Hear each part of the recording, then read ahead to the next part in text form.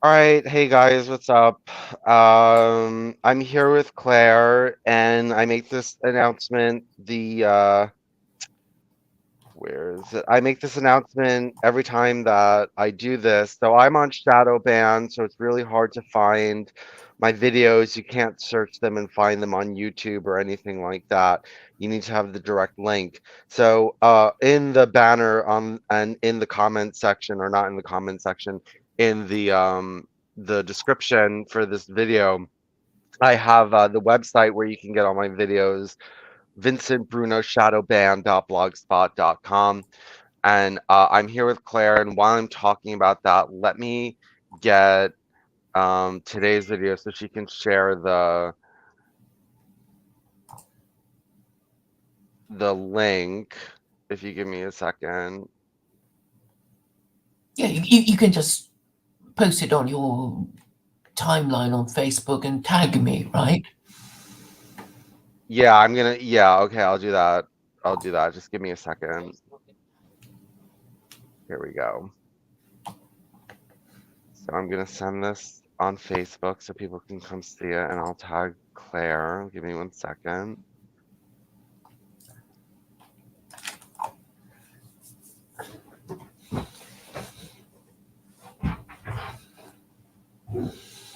What's going on here? Okay. Okay, and let me just post this on my shadow ban blog,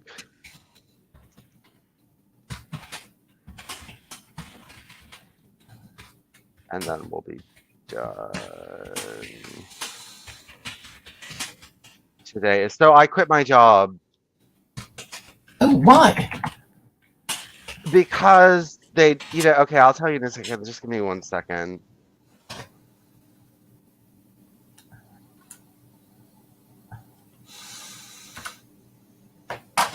Okay, I was just putting it on shadow ban and now it's there. So anyway, if you want to see the rest of my videos, go to vincentbrunoshadowban.blogspot.com, and I just put up the new videos there. So yeah, so I quit my job because um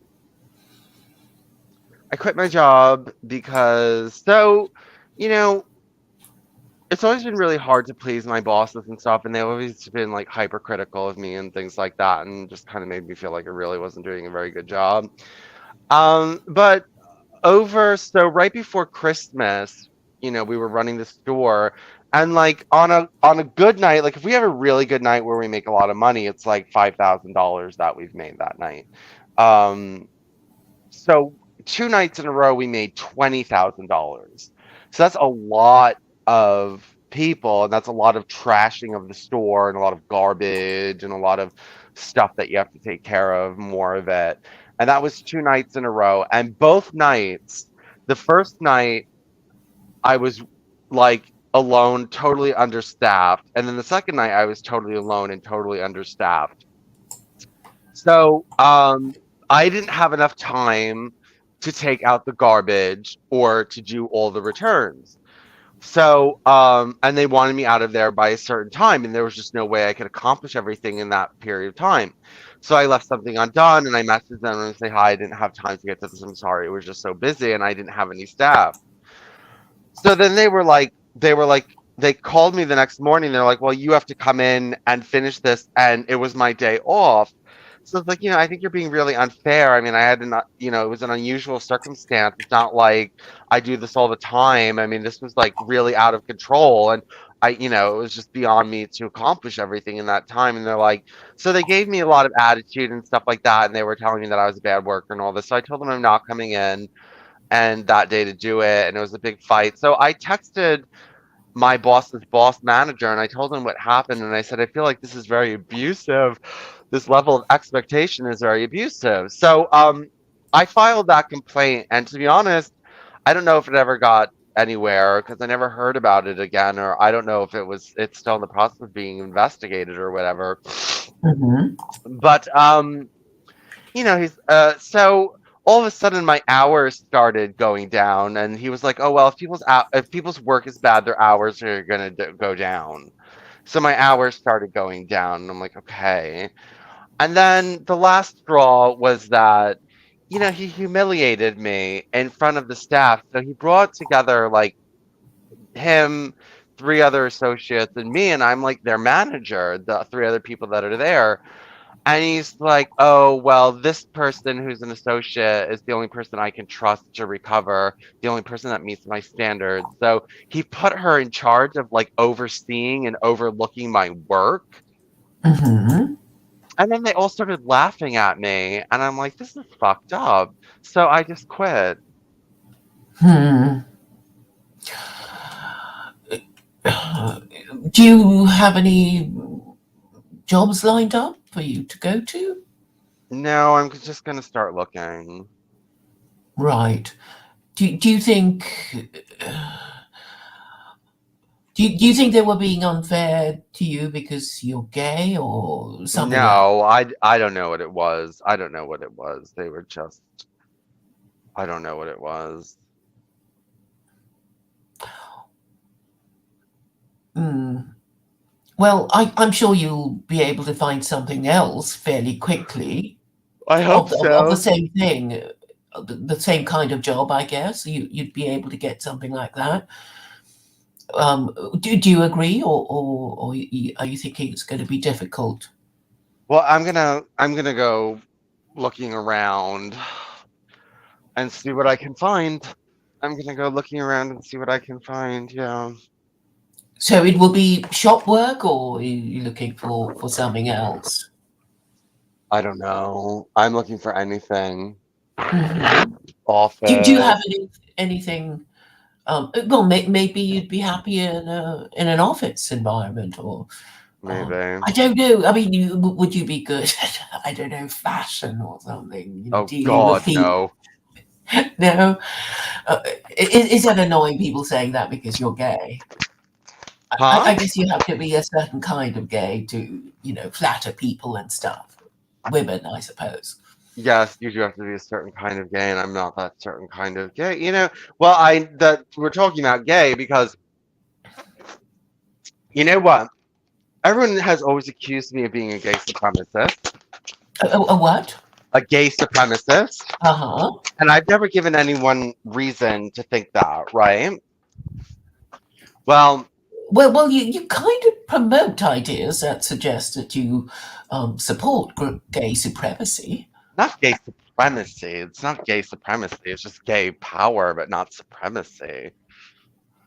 Well, I think a lot of people might feel a bit threatened at some of your proposals. Well, yes, because they know that homosexuals are very capable and intelligent and competent and creative.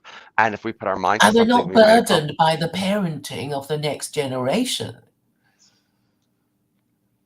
So you have an Not yet. unfair advantage over married parents who, just want to leave society in a better state than when they found it, I guess, Yeah, or about the same state. yeah. And I'm sure they find your proposals very threatening to the institution of marriage. Well, what was holding me back from gay supremacy was actually being Hindu because I was like, you know what, I can't be a gay supremacist and be a Hindu because I mean, I have too much respect for heterosexual Hindus, to actually, go forward with anything like that. I'm not gonna, I can't say I'm a Hindu and then say that I'm better than heterosexual Hindus. Like, that it wasn't gonna work. It wasn't something as long as I was part of that religion, I was never going to be a gay supremacist. Um, but now I've left, as everybody knows. So now I'm free, and I'm free to be a gay supremacist. And I'm gonna be one because I think it's just, it's a lot easier to spread very radical ideas than it is to spread moderate ones. Well, some people might think, with good reason, that gay supremacy already exists. Not, oh, please, not supremacy, please. This Well, is, you can't criticize gay people without being accused of being homophobic, but gay people can criticize married parents the whole time, and nothing happens to them. So I mean, this inversion of society that you would that people assume you are advocating, it already exists. That gay people are, on top of married parents. So you already have what you want. Well, that's kind of your fault for doing that because the Me. yes, it's homophobic straight people's problem because had they not made an issue about gay people in the first place, then gays would never have retaliated in any kind of way and would not have any kind of sensitivities.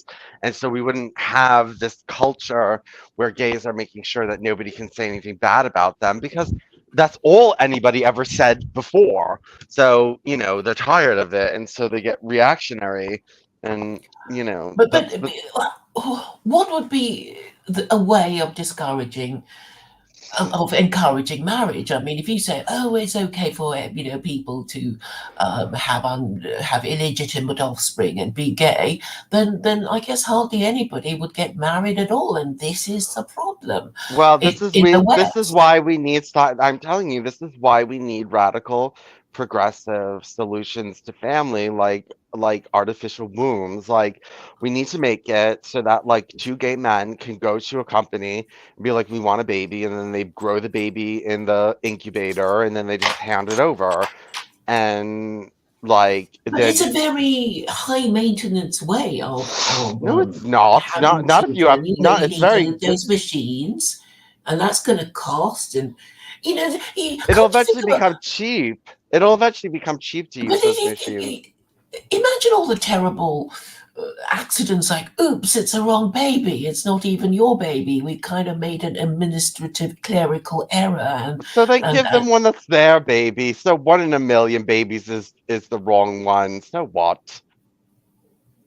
well, I mean, the fact that you're so indifferent to it is Oh, because one in a million babies indicative. is a clerical issue. Well, I don't know. I mean, uh, so how does that work? That the sperm gets what? Put into an egg, and then the egg is transferred to this baby machine. Yes. So you still have to find a surrogate to do it Well, for you the need a egg, woman. right? You need a woman to get the egg from the woman. Yes. Okay, well, I would ban it because I'm saying, only heterosexual people who can bear to marry each other get to be parents. Not.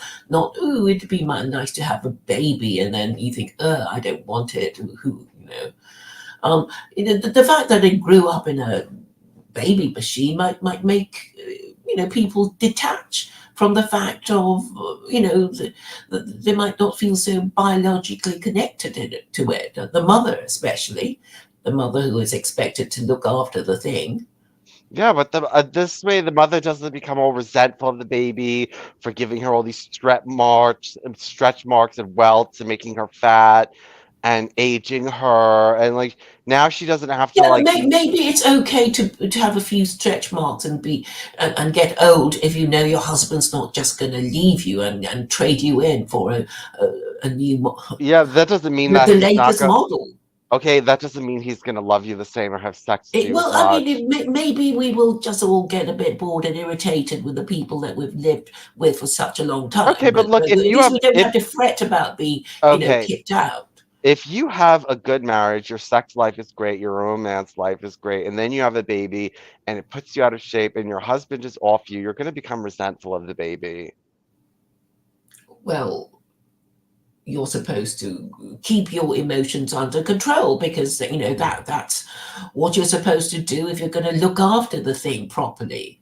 This sounds like a And horrible therefore you institution. should love This is each a other. horrible institution that you heterosexuals Well, have I made. mean, that's the It only is way the of most and you perpetuating are the human cursed. species. You are cursed by your just by your natural being. I mean, you live these cursed lives Yes, and yes, it's it is a sacrifice. Nobody is saying it's going to be, it's going to be a bed of roses. I mean, only in fairy tales and Disney cartoons, and do people live happily ever after.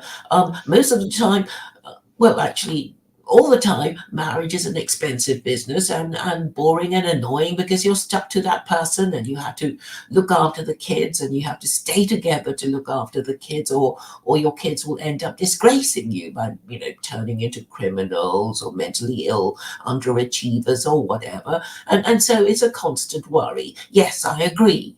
But what other way can, Well, look, okay, you're saying your way is going to be better, but heterosexuals would is it? also, well, in at least in this way, heterosexuals, first of all, the woman doesn't need to be compromised through pregnancies. Number two, you can have even more children because you're not limited. You can incubate two or three at a time. Um, Who's going to look after them when they all hatch at the same time? the mother and the father. Oh, yeah, it's so easy to look after, three Oh, but yeah, she's triplets and healthy. stuff. She's healthy. She hasn't just like lugged a baby around in her for 9 months. She has her youth, her vitality. She's No, not but okay, but exhausted. most women don't have triplets, do they? I know, but what I'm saying is that it's easier to take care of three babies being not pregnant than it is, after 9 months of a harsh pregnancy to raise three babies. You have an But the thing is, advantage. you don't bond with the thing. I mean, the whole idea of a woman getting pregnant by the man she loves, who happens to be her husband, and carries this baby for 9 months, is for her to, get used to the idea that she's going to be a mother and feel it kicking in her tummy, and dream of how successful and clever and beautiful and Okay, whatever this the is all baby is. romantic. You're No, no, it's not romanticizing romantic. it. You You're need this period of romanticizing pregnancy. expectation. You're You're a man, so you romanticizing won't pregnancy. understand. Oh, please, You're, you're romanticizing no, no, pregnancy.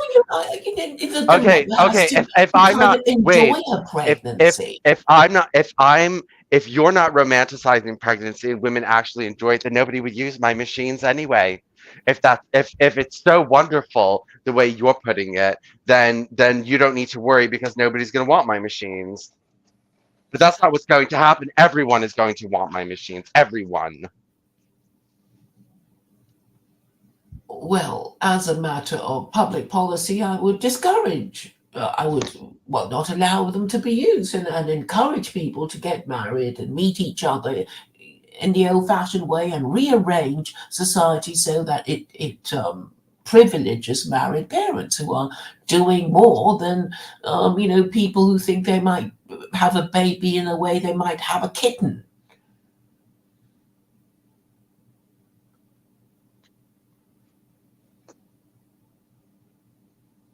You're just a Luddite. You don't want you're against future technology and the future and the way things are going and you're a Luddite. I mean, my whole thing is that eventually things become too civilized and people don't want to do things the hard way anymore.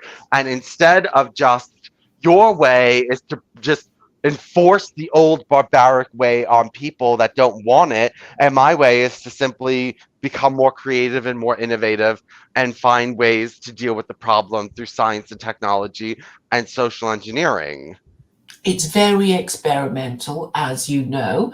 Not everyone needs to do it.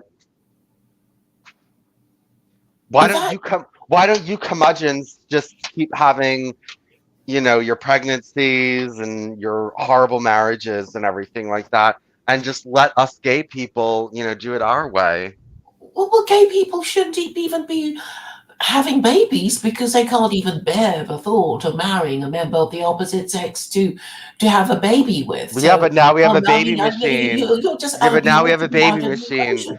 No, look, we're doing it the unnatural way because everything the unnatural way is better. The natural way is you die, you get old, you get sick. That's all the natural way, okay? The natural way is not a very pleasant way. Natural life is So, very hard. how are your baby machines going to stave off illness, old age, and death? Hmm? No, well, no, no, I didn't mean, I mean the natural order is the only reason that we live longer is because of unnatural medicines and unnatural lifestyles and unnatural Clean diet and water, what?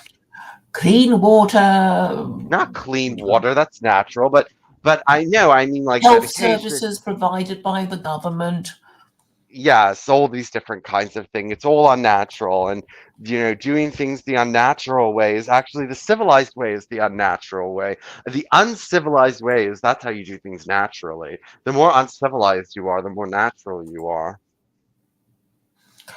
Well, to be natural is, well, I mean, what is natural? I mean, I mean, people might argue it's natural to want to murder, steal, and rape That's what I mean. because they want to do that. So I think we So need to be natural is able to uncivilized. distinguish between what is natural and what is civilized. And you keep talking about social conservatives being barbaric, but where did the term barbaric come from? It's just a term that I believe the Greeks would call the Persians, saying their language sounds a bit like they're saying ba ba ba ba ba. And it's nothing to do with the fact that the Persians were in any way uncivilized. Yeah, but today you know how we use the word barbarian, an uncivilized It's just person. being xenophobic because really, what I'm getting round to saying is that to be liberal is nothing to do with being civilized, and to be civilized has nothing to do with being liberal. So what is civilization? Civilization is basically having the kind of human organization capable of sustaining city life. So, Yes, so we have to which is think of city unnatural. states Which like is Sparta. unnatural. Which is unnatural. Why is it unnatural? City states, I mean, that's not a natural way of life with, you know, uh, well, I mean, as soon as you start getting tools that can like manipulate your world and, do things that otherwise you wouldn't be able to do, things start becoming unnatural. Well, at some point you cross over into unnatural lifestyle where I mean, like, okay, it's natural to be subject to the elements, okay, like humans prior to any kind of knowledge So of it's building. natural to live in caves and then complain about the cold and the damp, huh? Yes, it's not that's natural. Oh, Building a all right. house, building a house and living in it is not natural.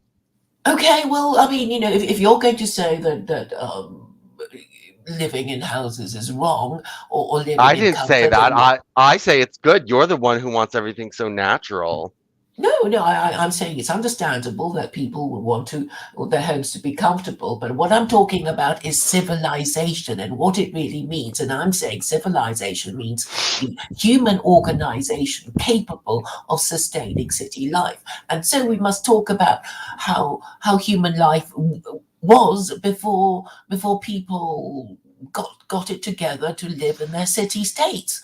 And I'm saying, obviously a more sophisticated level of organization is required in that you really have to think about politics and laws and how to protect your city state and how to feed it and well, the sort of thing I suppose that the Romans, the Athenians, and the Spartans must have thought about. And that is really what civilization is about, the rules that we need to obey in order for our city to be, well, capable of being defended from invaders and stuff. So another city state that we can think of is Troy. And Troy fell because of sexual immorality. And what you are proposing is, well, immoral.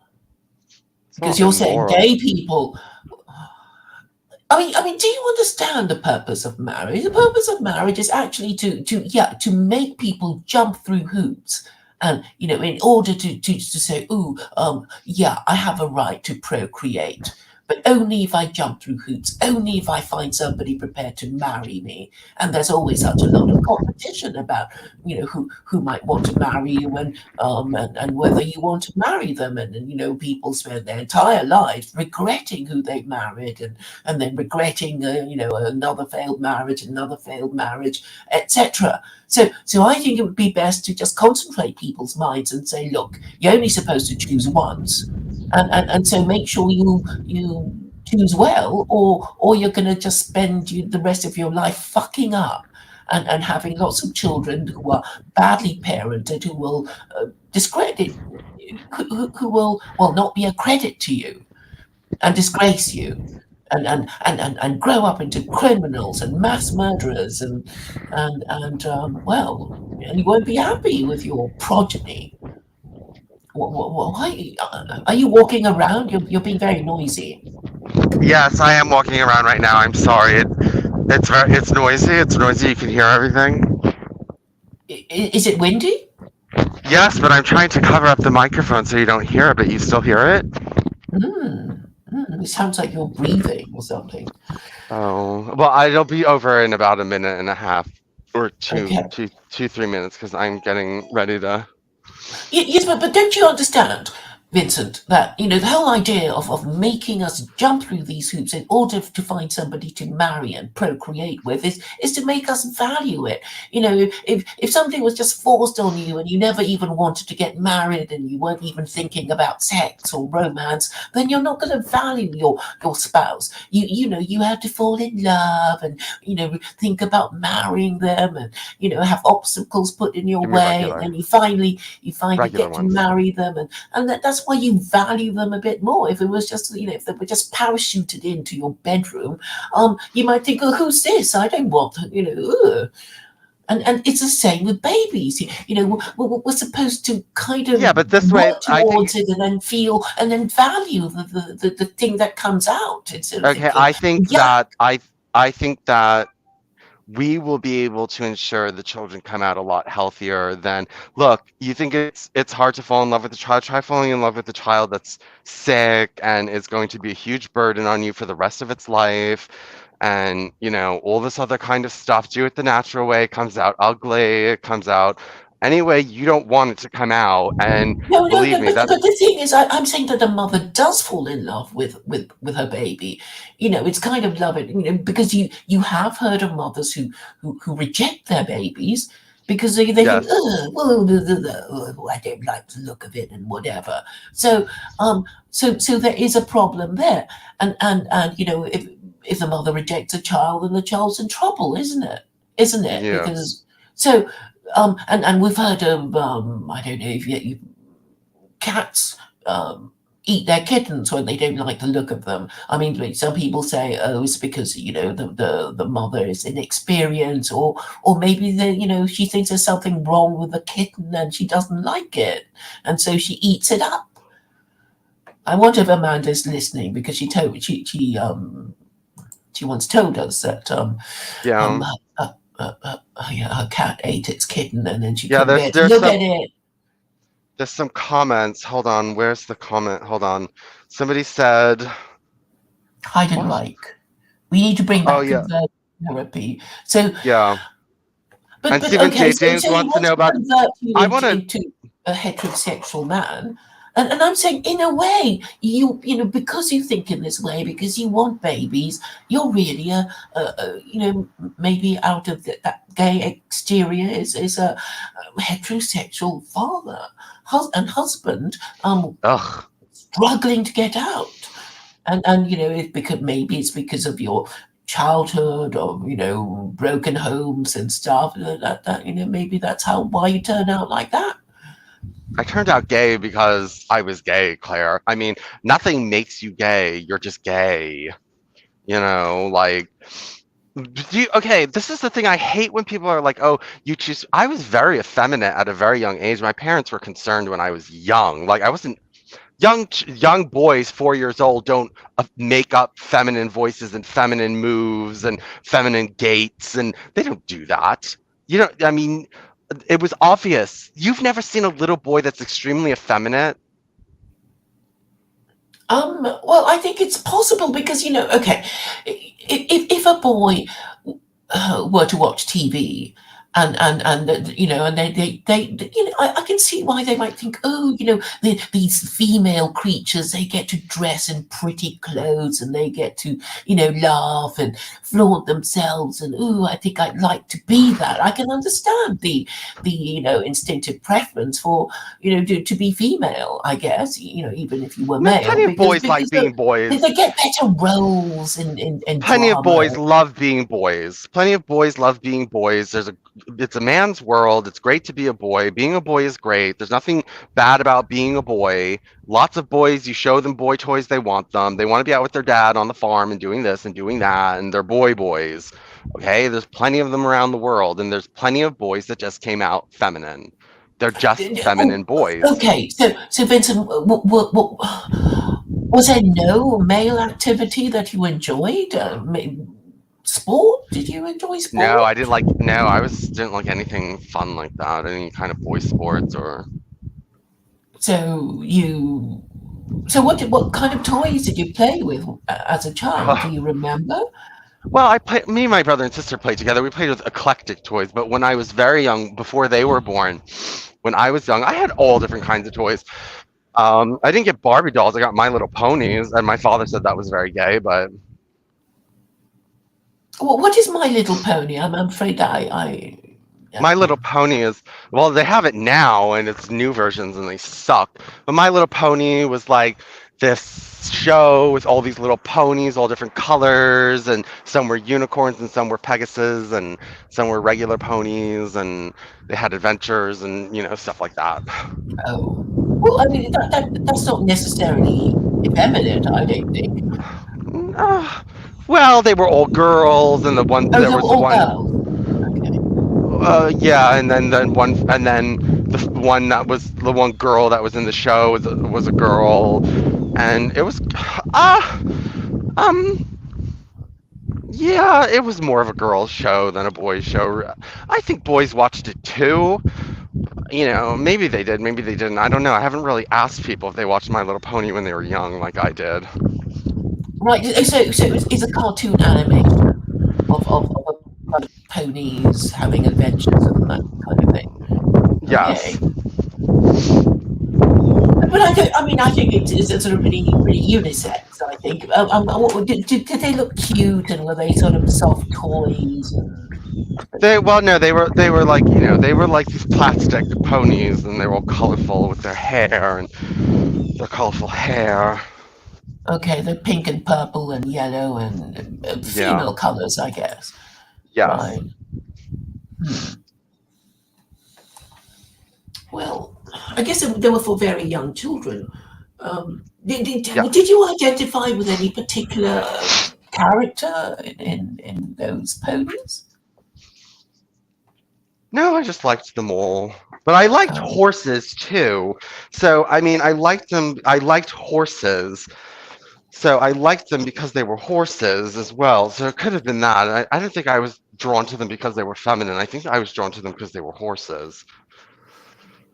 right. I mean, they had sort of with names like Twilight Sparkle, which sounds a bit girly, Fluttershy, Pinkie Pie, Princess Celestia, Rarity, Applejack. Well, was any Yeah. Rainbow Dash? Okay. So you said there were some boys, I mean, some male characters, and In later, I think in the new ones, there's boy characters, but in the old ones, it was almost all girls. They had this one episode where the boy ponies came and flirting with all the girls and stuff like that. uh-huh. And did you like the boy ponies? They were okay. Right, right. So you didn't really necessarily identify with the girls, or did you? I mean, did I you didn't ever necessarily. want to be a I didn't.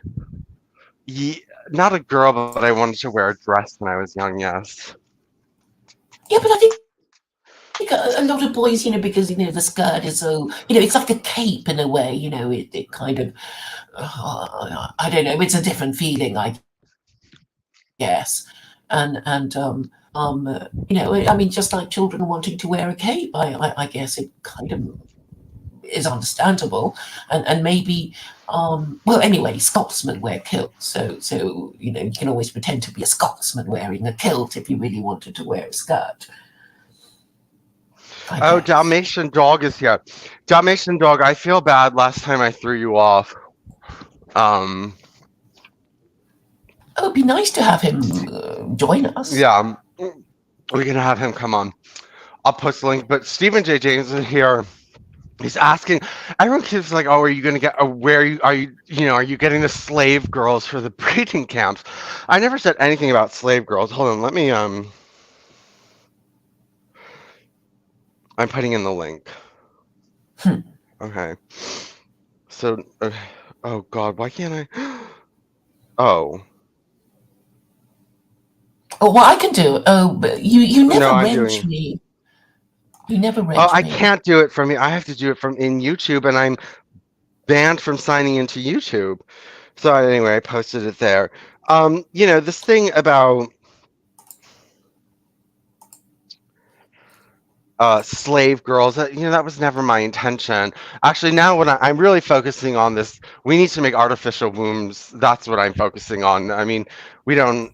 I don't think we have time to, drag in a bunch of women and start all these breeding programs and stuff. I think Well, that. polygamy would quickly, add to the birth rate if well, if you adopted Islam, I suppose, so every man can have up to 4 wives if he can be fair to them and afford to pay for them all. What about you, Dalmatian Dog? What do you think about artificial womb technology? Claire, how would what you just said there doesn't wouldn't up the birth rate? No, artificial womb technology, it might be necessary. I mean, the birth rate's going to go so low, like no one's ever thought. It's going to go lower than anybody thinks. What Elon Musk thinks or anybody. I think the birth rate's going to go so low, it's going to be unbelievable. Because Well, the I ways just of dealing with it. Yeah, well, you look at the U.S. now, you have to wonder, like, it's only going to be the very naive people having kids, and I think, there are things that make the birth rate go down, especially like societal problems or governmental problems or things of this nature. What was the birth rate during the Holocaust? Were there a lot of Jewish people being born during that whole time period, or what was going on there? Well, I wouldn't know, but I guess a lot of them got killed. But then a lot of Gentile Germans also got killed. Um, Oh, But the important thing really is to think of the most effective way of raising the birth rate, and I suppose the obvious way would be to withhold contraception and no, no, punish fornication. no. The only real way to raise the birth rate would be to no. What are you saying, Claire? To do it? How are you saying to do it?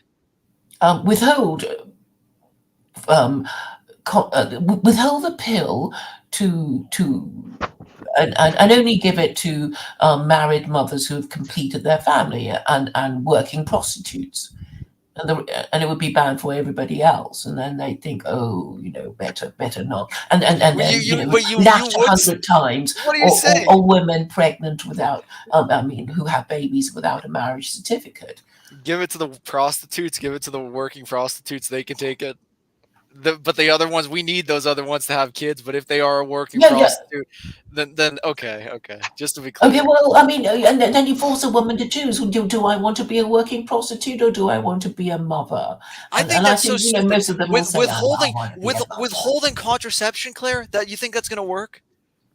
Why Why do you not? think? Why not? Because it's not about the birth rate has nothing to do with contraception, in my opinion. Well, how do you know? I mean, Why do contraception. you think the I Pope I mean, I takes mean, such a strong I mean, in position our, against contraception? I think in our society today, contraception, obviously, banning it maybe it might have some effect on the birth rate today, but like ultimately, I think there are other things that affect the birth rate. Contraception is just a tool that's Hello? used in a much bigger process, right? Hi, Vincent. How are you? Wait, it went dead for a second. So, Hello? so what is this? You guys are talking about, oh, My Little Pony, My Little Pony. Where's the secular Quranism, no Noahidism smackdown? Well, we had one on Claire's yesterday or the day before. We had a secular Quranism versus secular Noahidism smackdown. We had that, but today we're talking about gay supremacy. Okay, okay, I missed that yesterday. I might have to go back and It was watch it. on Claire. It was on Claire's show. Okay, sure, sure. I'll check it out then, maybe. Yeah. Well, have you actually even looked into the Noahide? Do you? I mean, last time you said you knew a little bit about it, or you Yeah, checked yeah, it. Vincent. Honestly, I'm just a goy, man. I got a lot of Jewish people I'm looking into and that sort of thing. So, I got a lot going on, man. I don't have a lot of time these days. Well, Don't forget I'm what fighting draws you? terrorists and go. Sorry, go ahead. What draws you to the Jewish question? Are you just like everyone else, or they're liberal? I don't like they're promoting gay and porn and this and that. Well, I think they're gone even there. I mean, they're just. I think they're evil, totally immoral. I mean, it's more than gay and porn. It's they're brainwashing the children. It's they're opening the border. It's they're, killing people. They're hurting innocent people and so forth. Yeah, I think maybe I'm even worse than that. There's just so many you look behind all this evil stuff and it's not an Asian person, it's not an African person. It's always, well, why is it always the Jewish people behind the mask of evil so often? You have to wonder. I don't know why you keep mentioning the Jews, because if the rest of the world said white people are responsible for all these things that they keep accusing Jews for, they wouldn't be able to deny it, would they? It's like it's always white people with their international finance and their usury and their Citibank and the Claire, Rothschild. Claire, Claire, I disagree with what you're saying.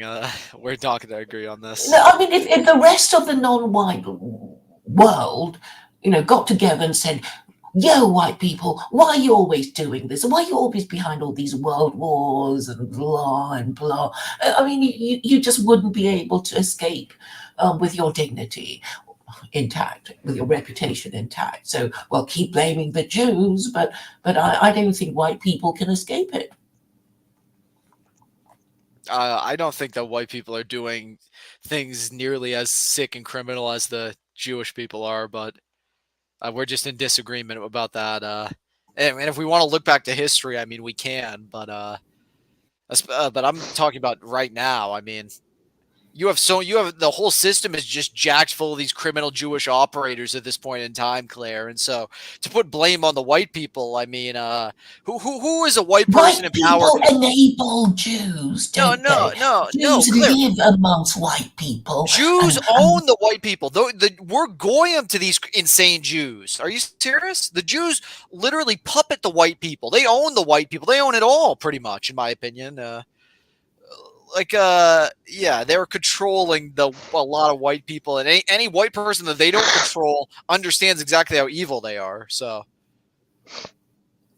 Vincent, do you agree with Dalmatian Dog about Jews controlling white people and that white people are just so dumb, they don't know what's going on, and they they're Well, don't know that's what's never going on. They responsible have for well, any. that's they I hate don't. this thing. Look, I agree that Jews have lots of power. I definitely agree with that. But what I don't agree with is that like when this idea of all people like Dalmatian Dog, they come up with this idea, they believe this idea that white Gentiles were incapable of thinking of liberalism on themselves, and the only reason that any of them are involved in it is because the Jews made it all up and then they duped all of these white people into it. White people are very capable themselves of coming up with liberal ideas, and they have done it, and white people are very capable of running their own liberal agendas without any Jewish influence. So I think that white people are to blame for a lot of things, but I do believe that Jews have a disproportionate amount of power and in these areas. But that doesn't mean Gentiles are also just so retarded. They're just like they can't think unless the Jews tell them what to think, and they only do what the Jews tell them what to do. Like I think that some Gentiles are behaving like Jews simply because they actually believe these things. They actually believe in liberalism on their own without Jews coming in and brainwashing them. Listen. I believe that white liberals can believe in liberalism without necessarily Jewish brainwashing. I understand that that's possible, but I think that if we really want to get into it, Yeah, it's more about the evil stuff I see, and then I pull the mask off behind it, and it's not white liberals, but rather mere insane fucking just rogue, mentally ill Jews that are puppeteering it all. So, I mean, I don't know what the Well, excuse is there. I would agree. I would agree that when you go up the echelons of power and you get into the power circles, there's more Jews there, definitely, Yeah, and they the definitely, legal system and yeah, the yeah. media and all of it. Hmm. Yeah, yeah. And they manipulate it. And I mean, I know that Jews there are going to make sure, if anyone got any anti-Jewish idea in those power circles, they would very much I make mean, a lot of noise and they're get rid of most. them. I think they're totally villainous when they're brainwashing the young people with all they just this just their insane propaganda that's just so destructive and chaotic in nature. It's like that's not the white liberals aren't doing that. At least in my opinion, white liberals are, I would say, probably more often less liberal and more moderate than the Jews. The Jews seem to be liberal to the point of criminality, to the point of delusion, in my opinion. Like would you would you say to that about that? Do you agree with that? I mean, where are these? You are. It's always this in terms of crazed liberals. I don't see a lot of white ones. I think it's always the crazed Jewish liberals for the most Well, I part. think that Jews tend to be more extreme in everything that they do. They're always the top of this, the top of that, the most this, the most that. I think it has a lot to do with the fact that I think that, because of selective breeding and also because of their culture, they tend to be more intelligent than the average white person. And so, they might be more extreme because they are more intelligent, but also they're outsiders, and whether they've done right things or wrong, they've also been mistreated themselves. So, as an outsider who's been mistreated and who's a minority, I think you're more likely to take extreme measures in order to change society and stuff like that. So, Sure, yeah, sure. I yeah. agree So with that.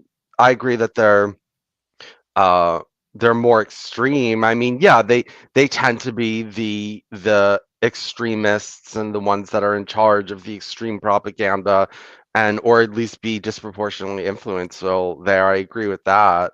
But, I also agree They with. need to be looked into. They need to be regulated, man. They can't be just out here raping innocent people, hurting innocent people, and so forth, propagandizing them, and so forth. I mean, the Jews ought to be. This is the problem: is that our government just allows the people to be raped by whatever rogue Jew or rogue whoever corporation or country or whoever, and it's totally sick. Somebody needs to look out for these people, or at least be honest and tell them, nobody in our country, the right thing doesn't prevail. Everybody just rapes each other in the land of horror. It's so fucked up. The criminal Jews are just they're destructive even in nature. I don't see the Jews when we like I just think it's such an unfair comparison with the white liberals to me. I don't ascribe to that. I don't know. They're parasitic and just the level of destruction is to a new level. It's genuinely crazed. But we're talking about the world wars before.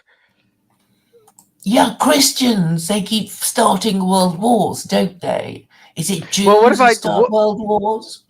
The what if I told you in the end it's going to come down between the gays and the Jews, like, who are going to rule over you? And I mean, you're going to have to make a choice. Like, who's it going to be? Like, I mean, this one is called Homo Supremacy. This podcast, that's what it's about. But here's my thing, that both, like, okay, that studies prove that gays tend to be smarter than the general heterosexual population, just like well, Jews are smarter. I didn't know that. I didn't know that, but okay. Why would that Just like be? Where did you just get? Is like that a real study? Why is Yeah, it's a that? real study. And so we tend to have a higher intelligence. We tend to be more radical. We tend to be more creative. We tend to be kind of like out there. But in the end, what I'm saying right now, first, there's two things. First of all, who's going to be in control of liberalism? Is it going to be Jews or is it going to be gays? And I'd say it's better if it's in control by They're gays than. that's like the same thing. What are you talking about? Jews or gays? It's like the same. That's like the same group. What do you mean? Well, That's the same. in the end, it's going to come down. Right now, it seems like they're the same thing. But what I'm saying, eventually, once the Noahidist position in Jewry becomes the dominant position, it's going to come down. Do you want these Noahidist Jews or do you want gays? Because it's going to be the gays who oppose it the most and are going to be in the most leadership positions against it because, it's the most against us. I mean, there's not going to be a lot of right-wing Vincent, this is conservatives. this whole no hideism is just all fantasy, in my opinion, man.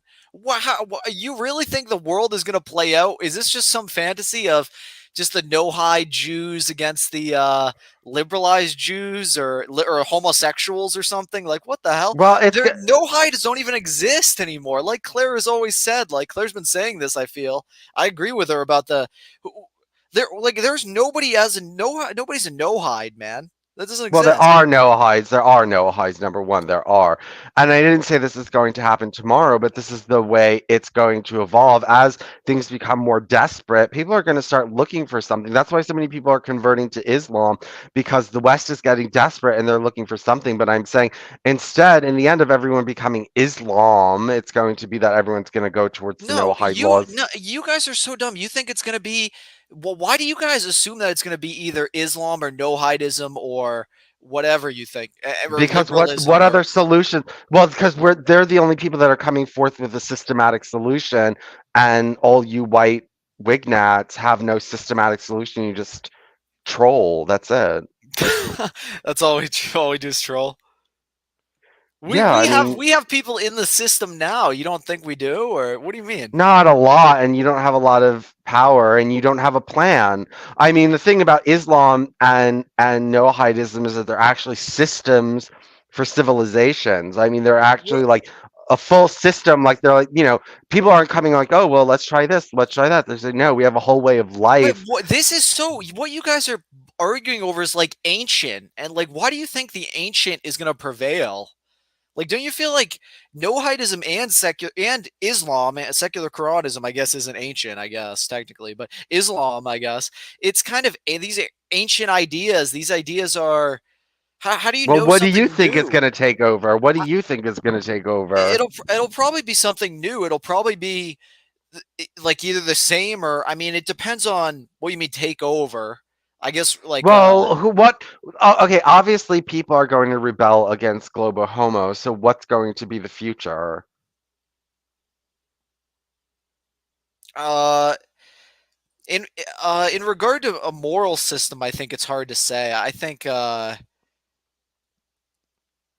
I don't think you need necessarily Christianity. I think just probably secularism will probably rise. I think, and it'll maybe be just a mixture of secularism and Christianity to some degree, holding the society together for some time. But I Well, think, that's what we had. That's what we had until global homo, and global homo just smashed it. Secularism with a Christian culture is not going to get you anywhere. I mean, how many people are even? I mean, we basically have secularism now, in my opinion. I mean, how many people in Christianity are even Christian or adhere to that at all? Like, there's probably not a lot of them actually live a Christian life, whatever that even means nowadays. So, I think, yeah, I think the world will do just fine though without adopting Islam or anything like that. I think, like, you could have a secular country and it turn out fine, like or a Christian one and it turns out fine. But you cannot have like you just need the government to protect people. I feel like people are getting raped all over in the US. It's very sad. Okay, but that's not a very concrete plan. That's not a very,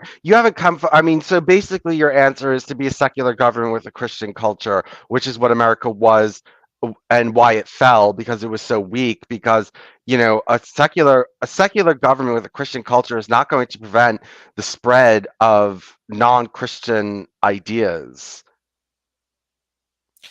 But people have their own morals without religion intact. Or and people's morals don't align with their religious beliefs at all. So what was the last thing you said, Vincent? I'm sorry.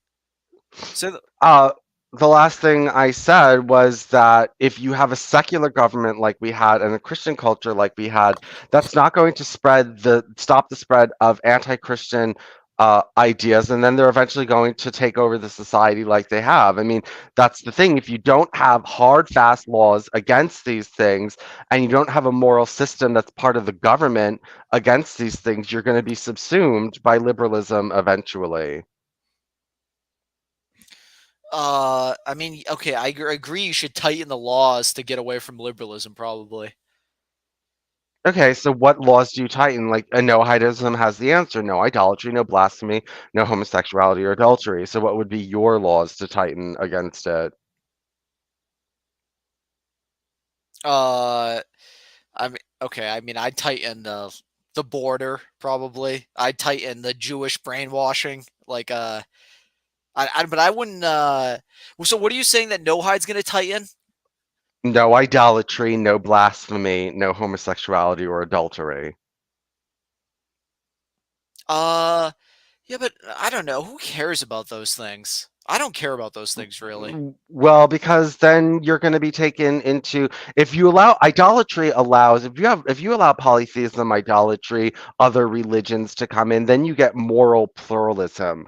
Okay, that's the first step where people stop believing in the same God. They start developing different moral systems from one another, and then they're going to want the government not to have a moral system because they're going to say, well, I don't want anyone else's god or religion or whatever or society being in control. No blasphemy, whatever. If you have a Christian state, if you allow people to just sit around and blaspheme all day, eventually that's going to spread and it's going to degrade your religion. Once everyone hears your God being blasphemed all the time, making fun of your God and degrading your God, and eventually your God is going to lose a lot of power. And then if you allow homosexuality and adultery, you're going to have a sexually lenient state, which is not exactly what people like you want. So I they're mean, very I'm okay with some sex. I understand in any society. I believe in any society, there's going to be a level of sexual deviance. But okay. Well, Noahidism allows fornication, so you can have sex with your girlfriend before marriage, but once you're married, she can't have sex. You can still have sex with unmarried women, but she if she cannot have sex with anyone else. sure, okay, sure. But so I don't understand. So what's the is the no hide gonna like? What about the laws I care about? What about Jewish power? Like, what does no hidism say about Jewish power? Jewish. No, but it'll get rid of liberal Jews. There won't be any liberal Jews under Noahide. There won't be any liberal Judaism. There won't be any gay things. There won't be any. They're against open borders. The Noahides. Okay. There'd be But no they're open. against they're against religious freedom. You can't talk about you can't speak against God. You can't speak against like that just seems wrong to me. I feel like you should be able to say what you believe about religion. But if you, well, you can say it about, you can blaspheme everyone else's God, but the thing is that you have to, I mean, if you allow people to blaspheme the God of the morals that the state is spreading, then eventually your state and your God is going to lose credibility. It's just, look, this is the common sense way to do things. This is the way you get it done, and there's no problems. I mean, if you wipe out idolatry, blasphemy, and homosexuality and adultery, then you're not going to have any What do you problems mean? in How would you? How do you wipe out homosexuality? What does that you would mean? you behead anyone who's a homosexual. Okay, okay. Vincent, don't you argue against this? Just to be clear. Well, I'm a devil's advocate. I look, Okay, okay, I okay. You I always play devil's. I I'm an accelerationist, so I believe the no high laws are coming, and I believe they're going to take control. I just want to make it happen faster, so people wake up faster. So I'm spreading them now. You are legitimately afraid that no hides are gonna come and behead you? Are you Not in this my life, not in okay? my lifetime, but that will eventually be the rule on Earth. Yes, And eventually. you think large numbers of people subscribe to no hidism are gonna go around beheading homosexuals like crazy, or like where do you When it get this kind of becomes stuff? when it well, Vince, that's the you need to plan. go to the doctor, bro. You gotta go see a doctor or something, man. Well, I don't think you know very much about the Noahide plan or how much power it has and how determined these people are. And I also think, like you said, you're a fucking Gentile and that You means think you're incapable. No, you're a okay, yeah, Gentile, which okay. means you're incapable of doing anything. So because you're incapable of doing things, you think the Jews are also incapable. But the Jews are very capable people. Okay, I just can't see a society where You couldn't. Okay, Nazi Germany got people to put homosexuals in concentration camps. You couldn't do that. You personally could never do that. So you're going to go around and say, well, no one else could do it. I can't do it, so they can't either. If Nazi Germany could put homosexuals in concentration camps, eventually Noahides can do the same. It's not that hard. I agree that people could maybe put people in concentration camps, but I just don't think. I wouldn't want that. I don't support that. I don't. That doesn't seem like anything that would happen in my lifetime, Yeah, based on well, how. wait until global warming gets really bad. Wait until people get really desperate, and they also see that Like Christianity is not not even Nick Christian. wants to do that. Not even people like leading the right wing extremism movements want to do that. These I know, no but we're hides not you're talking there about. yet. That's We're like crazy. That's like criminal beliefs. Those are like crazy beliefs to go around we're not beheading homosexuals. That's like we're ISIS level. Yeah, I know, but look, once people get desperate enough, I mean, homosexuals are only going to grow in power in the West. You're only going to see us get more and more and more and more and more and more and more and more power. And people are going to become more and more and more and more and more desperate. And two things are going to happen. Number one, they're going to see Christianity is not helping them and won't ever help them out of this situation. And they will get nowhere if they remain Christians. Number two, they'll start to see that Christian prophecy is false because Christ is not coming back, and the Noahide laws are what's going to start taking over. If the Noahide laws start taking over and start bringing peace to the world, then Christianity is false because that's not supposed to be what's happening. It's supposed to just get worse and worse, and then Christ comes in and saves you all. But that's not what's going to be happening because they already have the answer, which is the Noahide law. There's Christ is not coming, so people are going to see Christ is not coming, and they're going to see that the Jews are right, and they're going to see that the Jews have prophecy correctly, and that's why they're going to join the Noahide laws. But they're all, it's going to take a little bit while for people to get that desperate. But give it a generation or two, when people really are fed up with all the global homo. You're Vincent. Okay, you're a conspiracy. You're crazy, man. I disagree with everything you're saying. Claire just I don't know where Claire went, but yeah, I think you're a psycho, man. I don't know. We disagree about this. Do you acknowledge that you're saying a few generations? Do you agree that the culture right now is very like pro homosexual and like? Well, I think there's lots of people that are absolutely Oh wait, can I outraged. ask? Can I ask? Are the liberal Jews stronger than the no-hide Jews? They're losing their power. The liberal Jews are still. No, they're about equal in power. No, Orthodox Jewry. Vincent, are you drunk, man? I No, do come on. not agree But wait, about that at our all. look. This is why people like you are so stupid. You think that the government, the president in the United States, will sign a proclamation in public saying the Noahide laws are the foundation of the United States of America. Okay, you get the government to say this, and you think that that means these Orthodox Jews have no power. Can you do that? Has Christianity ever been able to do that? Has Islam ever been able to do that? No, you'll never be able to do that. That's because the Orthodox Jews have way more power than Orthodox Muslims or Orthodox Christians or the Catholic Church or anyone. Orthodox Jewry has more power than all of you, and then you're going to sit around and be like, oh, this could never happen. They're more powerful than you are.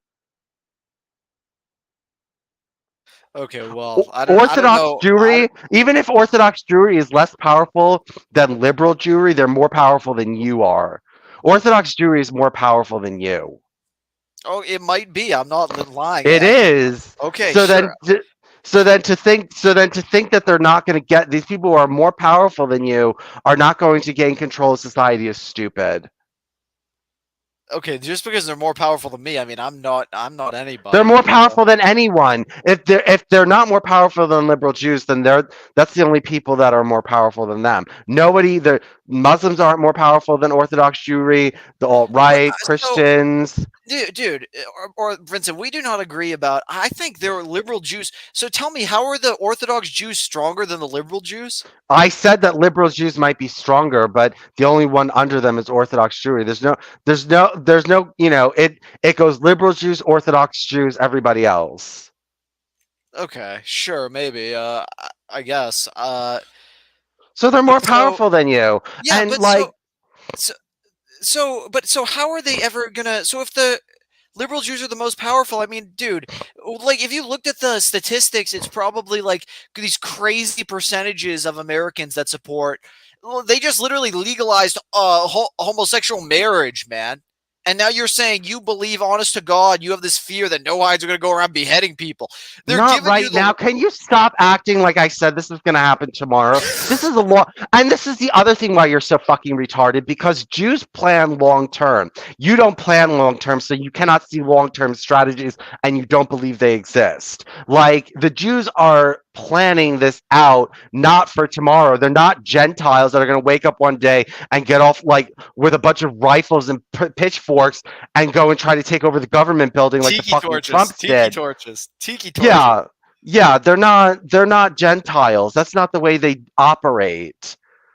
Okay, like you're acting like I think they're going to be like Gentiles, like a bunch of Trump supporters storming the fucking Capitol building. That's not how Jews operate. They're very clever. They do it very slowly. They plan generationally. This is you. You really are so stupid. You don't know how stupid you are. Do the no hides vote for the Republicans? Are no hides Republicans? I think so. Yes, Okay. they liked Trump. Okay. Yeah, I'm stupid because I can't see this thing happening here with the You're stupid because you don't understand that they have long-term plans, and you just if I they're don't even think they you're exist. stupid. What do you mean? Of course they exist. There's all books and groups and everything about this going on. Of course it exists. You just don't think that it's powerful. No, I know it's not powerful, but I'm almost positive it doesn't even exist. But there's no How way then? How that are there books and organizations about if it doesn't exist? okay, there might be some books somewhere, but I'm saying, generally There's a lot more speaking, than some books somewhere. I mean, you can go online and join a Noahide organization or group, or go to a Noahide Vincent, you synagogue, don't see, or dude, everywhere you look in America is a fucking rainbow pride flag. Do you agree with that, or do you disagree? Okay. Right before Hitler came to power, everyone was a transvestite in Germany. Was that actually true? Where do you get this from? Germany was the most sexually liberal country in Europe before Hitler rose to power. Okay, I didn't. Maybe who's responsible for that, huh? I know, but what I'm saying, things can change very quickly. Religions spread very fast. Like Islam spread very fast. Islam took over Egypt in like what, 20 years? I agree things can change somewhat quickly, but like if you have there are things that can change quicker than others. I mean, obviously, if you have large scale consensus on something, then it's going to be hard to change that in that Okay, regard. you're also underestimating. I know gay marriage is legal, but I think you're underestimating the number of people who actually hate homosexuals. It's not 2% of the population. It's like 50%. You are psycho, bro. There is not. No, it's not even 50%. Are you actually ill? Of the population dislikes homosexuals? Yes, I would say 50% of the population dislikes homosexuals. Okay, they're gonna disagree on this one. What percent? You think it's what, 2%? The whole Republican Party is fucking homosexuals, man. Like, oh man, it's the homosexuality issue is a fucking what's the thing where both political parties agree on an issue? What's that called? I don't know. I'm forgetting the word. Does anybody in chat know? If anybody's listening.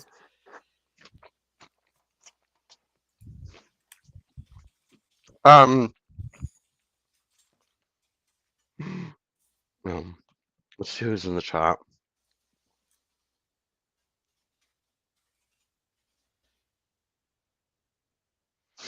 That's so weird. Well, Stephen J. James says Vincent fears the Noahide, but it's the 300-pound trans woman who will wield the sword against the normie gays. He's actually right about that, because they're really just trying to get rid of homosexual males.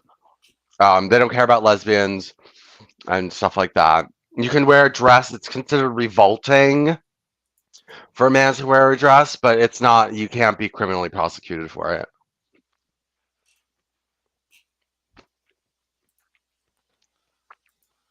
But I think you're silly to think that people who have more power than you are going to get nowhere with their plans. I'm not saying that they're going to get nowhere, but I don't think just because they have more power than me. First of all, I'm a nobody, man. But what's it called when both parties agree on one issue? I have to now. I'm obsessed with learning what this is called. They're more powerful than your whole group and any other bigger whole group you're part of. They're more powerful than the right wing, than the whites, than the Democrats, than the Republicans. Then, dude, Vincent, you maybe need to calm down with this kind of stuff, man. You're just obsessed with these no hide people that are like, Who are more you think they powerful all, than you think, anyone else? oh, they're so powerful, man. They're gonna get at you, Vincent. They're coming for you, man. They're coming for all the Well, gays. they're eventually doing that. Right now, they're in phase one. Okay, I didn't say they're going to go beheading gays tomorrow. They're in phase one, Oh, but you're also too stupid to stamp something to strangle a baby in the cradle. You're also too stupid to strangle a baby in the cradle. You're like, just leave it until it gets big, and then we'll deal with it."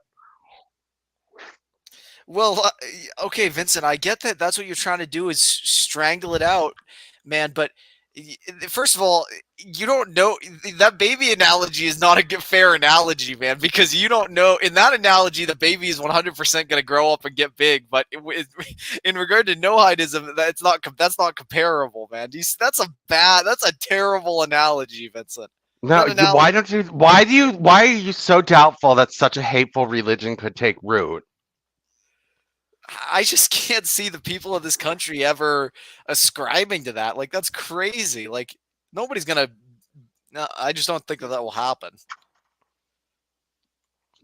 I think you have to be practical about in regard to especially extremism. I could be every day freaking out about ISIS taking over the government. Every day I could be like, "Oh, Muslim extremists are going to take over the government, and look at them, Muslims. Oh, they're running like like." I could complain about that. There's lots of Yeah, I do too, because that's a fucking danger. And if you don't think Muslims take over America is a fucking danger, then you're a real fucking idiot.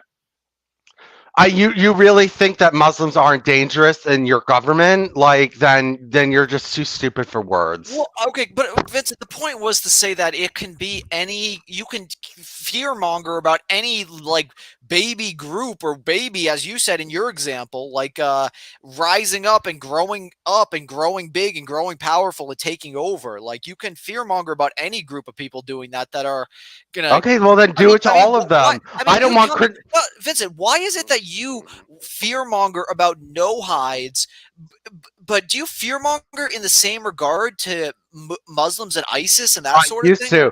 I used to, yes. My focus used to be Islam. Before I knew about the no hide laws, my focus used to be Islam. I was all against Islam, Islam taking over Islam immigrants, Islam, Islam, Islam, Islam. And then I found the no hide laws, and I just became more interested in that. And that's my thing. Do I fear dominionists taking over the government? Yeah. Am I against dominionists? Yeah.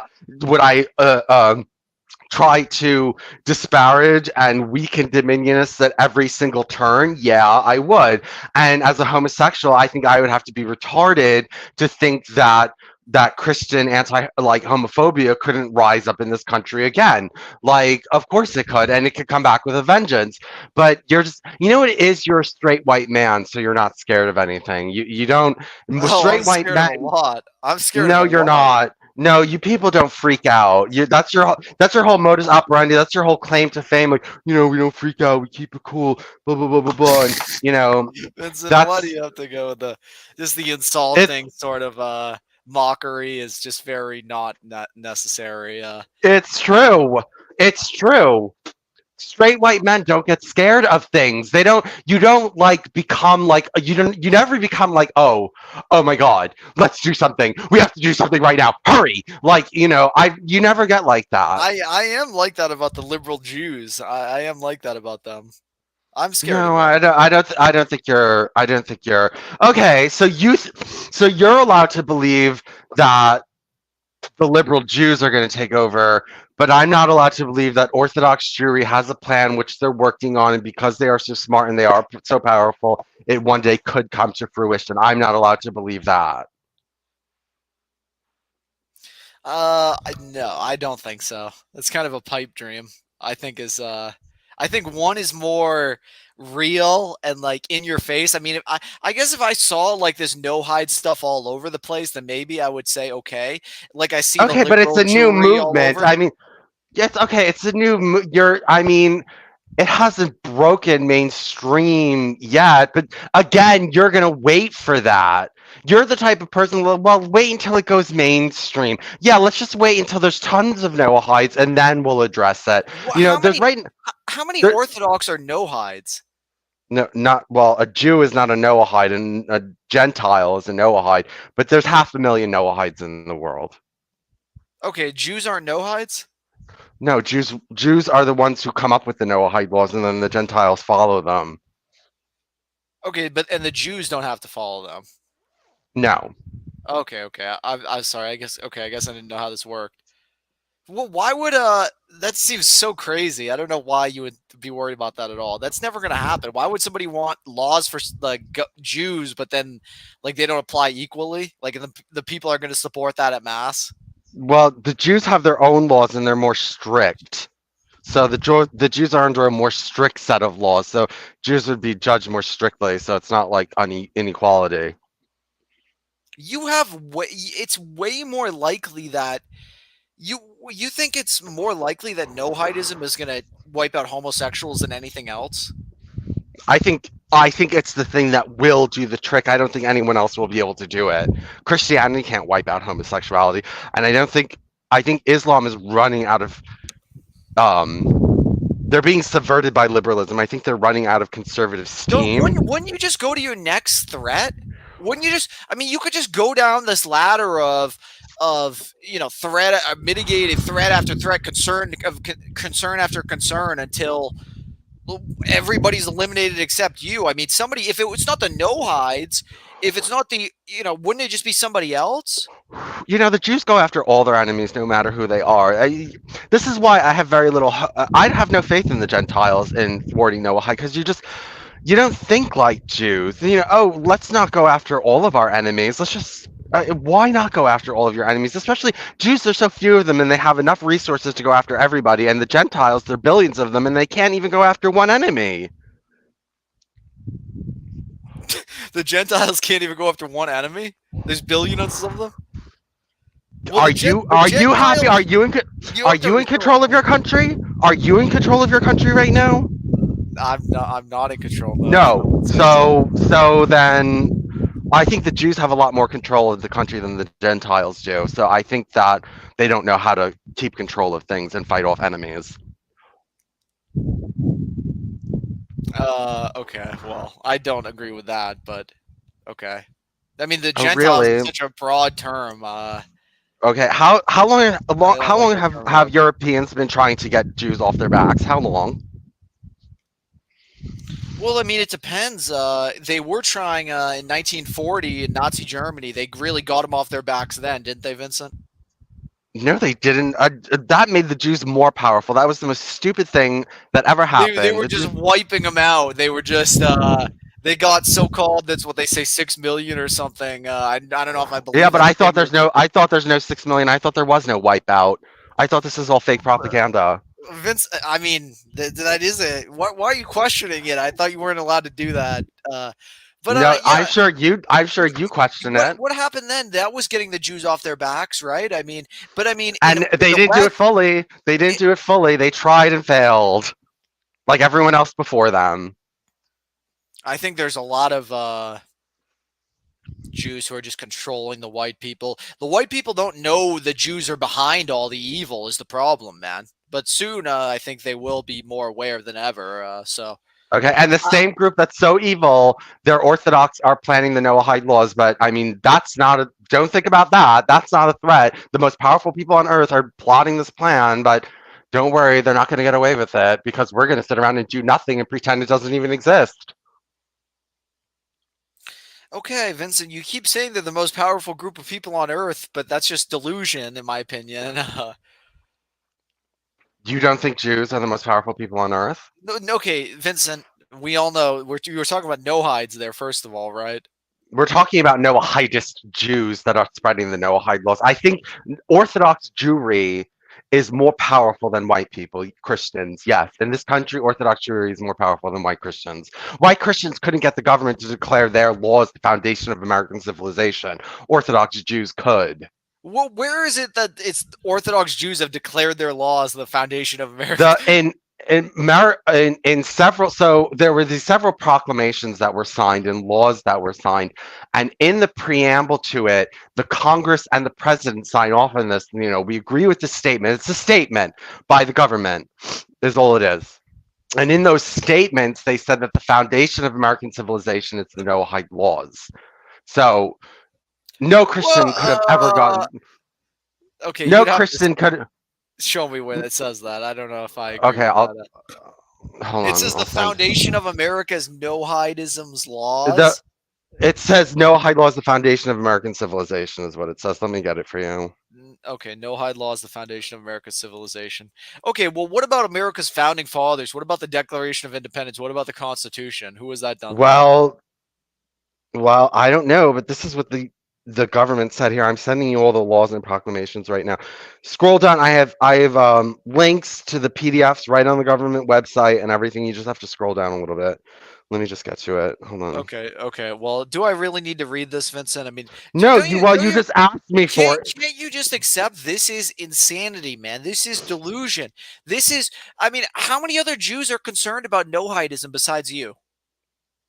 Okay, Orthodox Jews are concerned about it because they're spreading it, and liberal Jews just want you to believe that there's nothing wrong going on here. I mean, liberal Jews are Well, part of no, the conspiracy. why wouldn't the liberal Jews, if no-hidism was really such a, I mean, wouldn't no-hidism be a tremendous threat to the liberal Jews? Not really, because they're not. No, they're not. First of all, liberal Jews know that this is not happening right away. Number two, liberal Jews don't want anyone thinking there's anything wrong with Judaism. Okay, they don't want their. Jews are above reprehend. They're above reproach. We cannot be questioned. We've never done anything wrong. So when these Noahide laws people start talking about them, they're like, oh no, that's nothing. Don't pay attention to that. That liberal Jews don't want you paying attention to these Noahide laws. They don't want you talking about it. They don't want you researching it. They don't want you bringing it up. It's just something that they would rather just nobody talked about.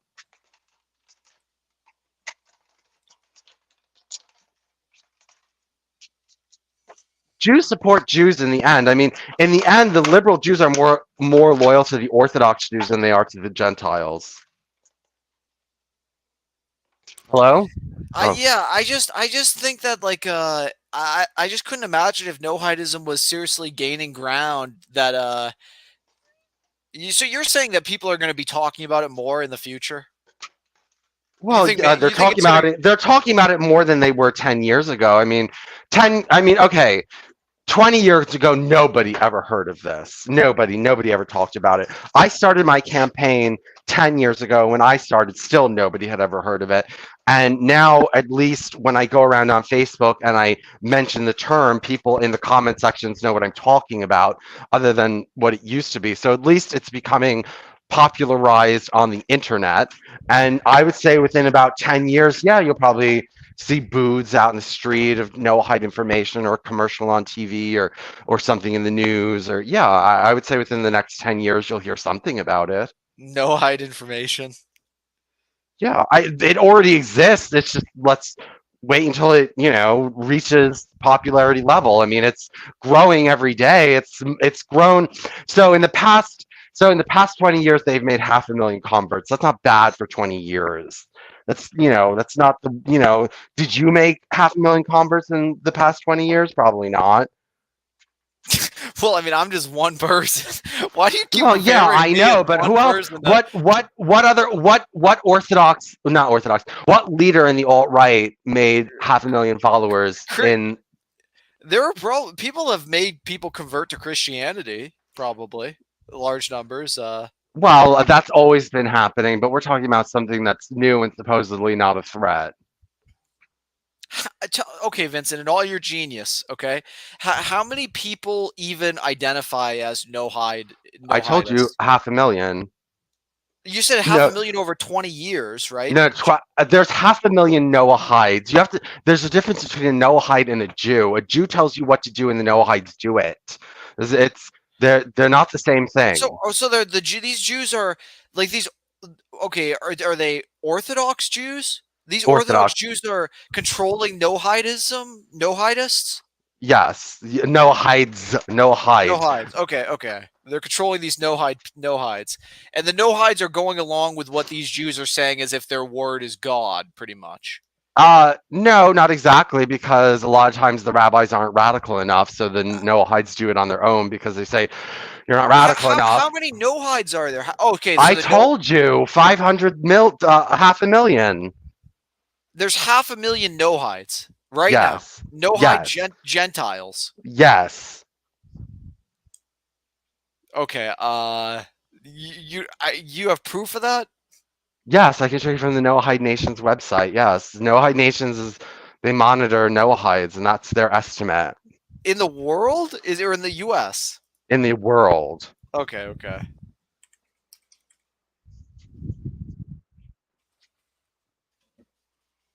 I didn't say it's happening tomorrow. This is their long-term plan, and the Gentiles' whole message to this plan But is it Vincent, doesn't exist. why would Stop talking the about it. liberal Jews would never let that happen, man? They They're just not never going to let get in the that. way of it. No, no, no. The liberal Jews will never let anyone get in the way of that happening, is what the liberal Jews will do.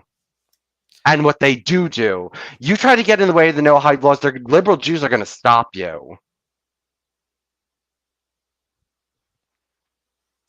No, the liberal Jews are going to make sure the No, no hide laws never I happen. already know. No, I already know that the liberal Jews get in your way because I've been doing this for 10 years and I've been talking to hundreds of Jews and none of them, no liberal Jew is like, well, I understand these really aren't a good idea and I don't think we should really be promoting them. No liberal Jew has ever told me that in my whole life. They've all been like, oh, these are everything's fine. There's nothing Wait, wrong with no these no blasphemy? There's no blasphemy in no hide. No hides can't. Blasphemy is illegal. blasphemy is illegal, yes. So you can't be Christian and be a no hide, right? Or can't you? Uh, Okay, it depends on who you ask. Okay, the question is Christianity idolatry because you believe in the Trinity, because you believe Jesus is God, you believe man is a God, God is a man, and you worship him? Is it idolatry? Is no hide a religion? I don't Not even. exactly. It's not exactly a religion. It's a set of laws that it's a set of laws. It's not necessarily a religion because it doesn't necessarily tell you what to believe. It just tells you what not to do. Okay, okay.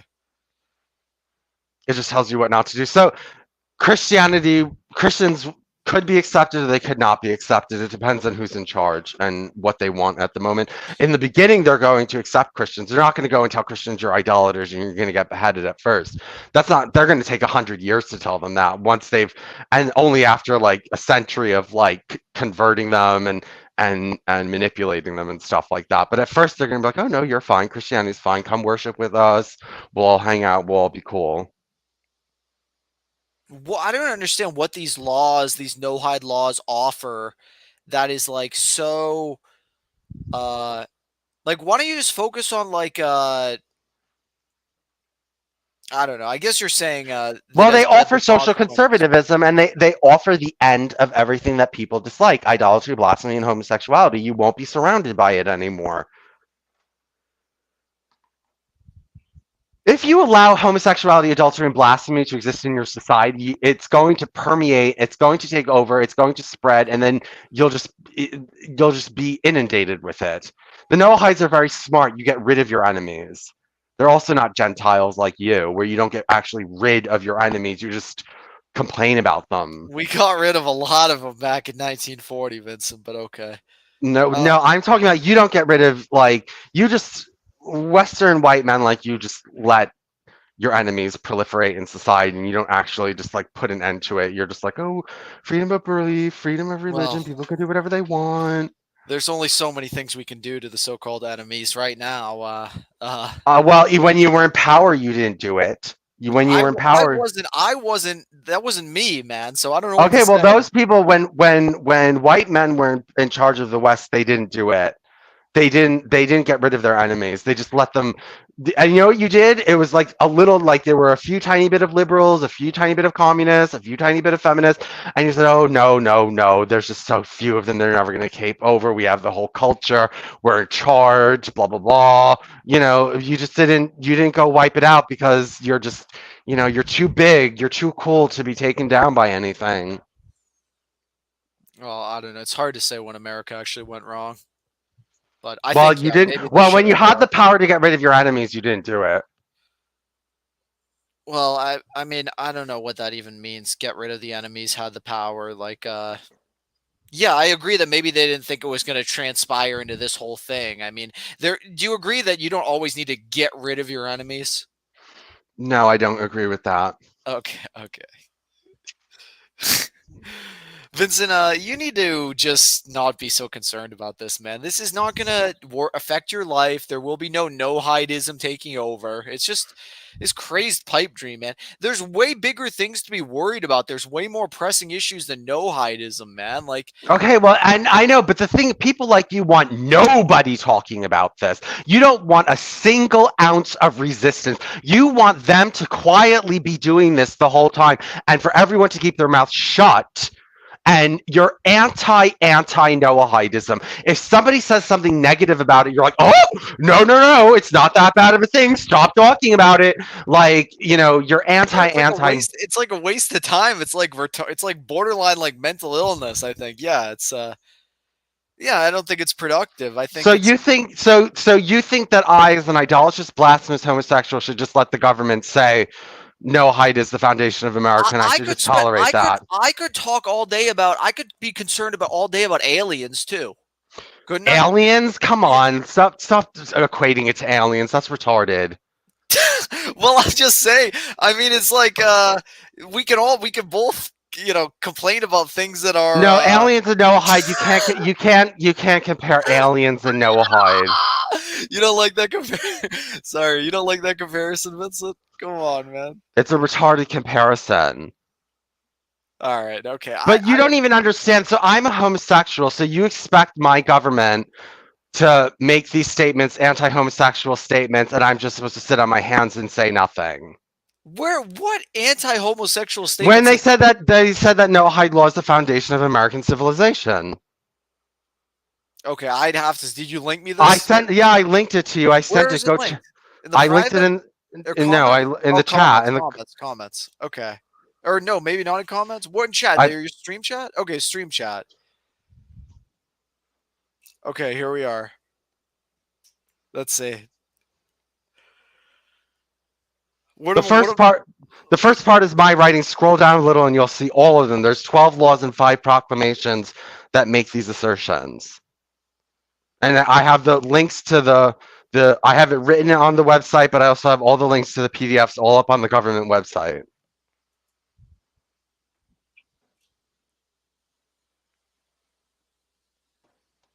This is from 1982. When that was the first one. That was the first one. So what does this say exactly? It says that the Congress and the president have agreed on a sentiment, is what it's saying. This is what they believe.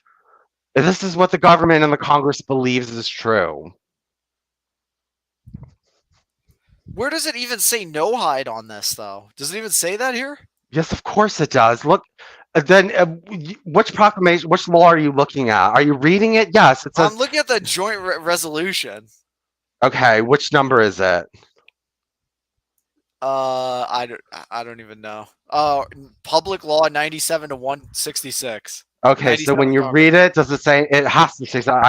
It says something about the Noahide laws in there. It says something. Okay, yeah, it does. Okay. Whereas these ethical values and principles, which from the dawn of civilization, when they were known as the 7 no-hide laws, have been the bedrock of society. Without which the edifice of civilization stands serious peril of returning to chaos. Okay, that one didn't call it the foundations, but if you go through them, other ones make similar statements. They all make similar statements. They all sound a lot the same, but each time they add something, like each year they added some other phrase about the Noahide laws, and then they started adding, after all, they started saying that it was the foundation of American civilization. But even just that, it's not the edifice of civilization. Anti-homosexuality and anti-idolatry is not the edifice of civilization. And people like you just want homosexuals and idolaters to be like, oh, okay, the government said that. Oh, I don't care. You don't care. I Well, I mean, care. this is they said this is like from like 40 years ago or something. This is something that somebody wrote, but it's not a law, is it? I didn't say it was a law. I said that it's a statement by the government. But see, if the government wrote out a statement, let's say, okay, the no hide laws do say kill Christians and kill idolaters, but it doesn't matter to you. It would you really get upset if the government, if the no hide laws? Okay, yes, let's say the no hide laws 100% kill Christians, 100%, not maybe, because that right now it's maybe 100%. Would you be upset by that sentiment? No. You wouldn't care that the government said that because you're a Christian, because you're a stupid white Christian. You don't give a fuck.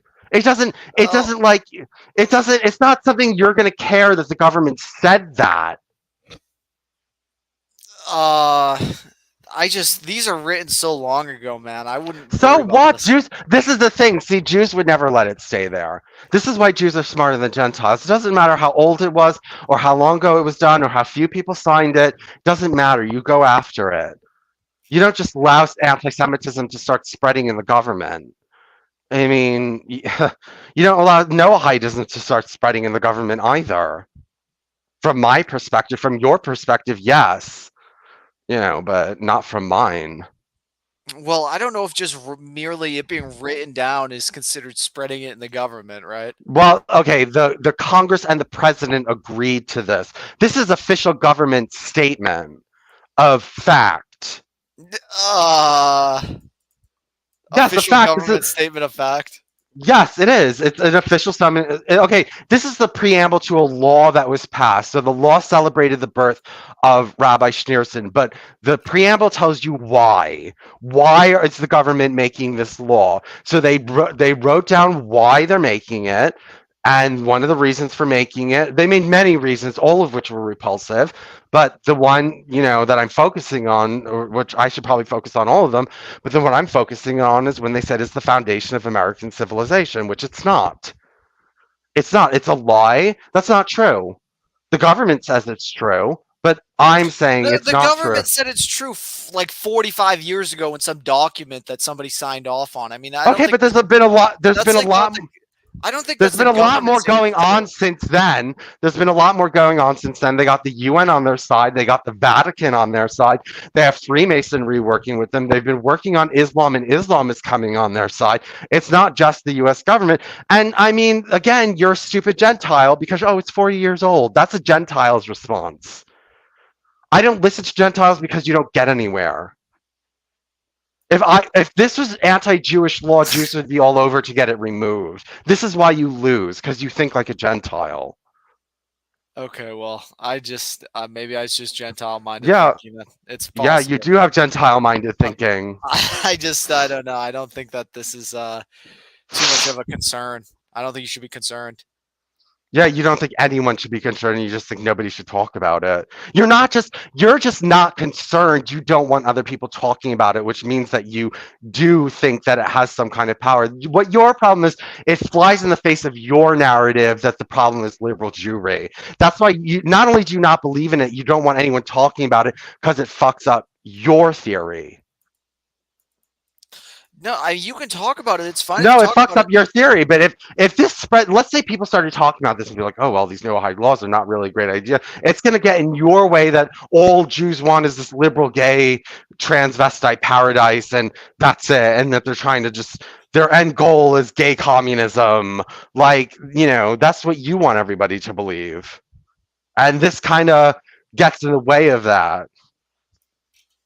Dude, this is just something that some rabbi wrote and our government signed off on, man. Yeah, I know, and So yeah, so who gives a fuck? Like it's just I know. crazy. Okay, never mind. You're a stupid fucking Gentile. Never mind. There's no getting through to you. Okay. There's no getting through to you. There's no getting through to you. Whereas You don't understand. they formed the bedrock of society from the dawn of civilization when they were known as the Seven No-Hide Laws. Well, scroll down to another one where they talk about it being the foundation. They start talking about it being the foundation upon which America was founded.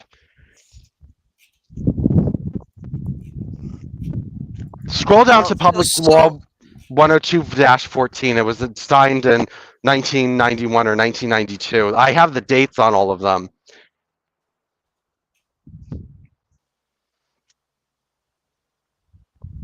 so is it just always this rabbi? This just one rabbi writing about this, and he's just writing It's not about his rabbi, it's his organization. There's a group organization called Chabad Lubavitch that was behind all these laws.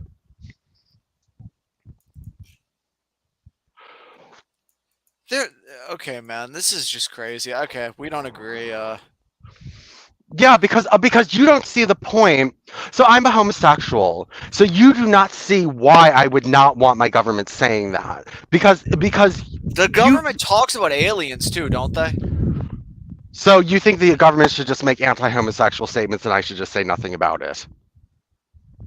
I think if this happened all this time ago, yeah, we'd probably let it go. Yeah. Wow. Do you think we're in the same? Do you think it's the same kind of society as it was back in 1980 ish, 80, Well, I think the 1990s? no hide movement has grown since 1980. Where is there proclamations written in the government today? Well, Hawaii, the state of Hawaii just made a the states are starting to make them now instead of the federal government. The states and local towns are starting to make them. In 2022, they were making them.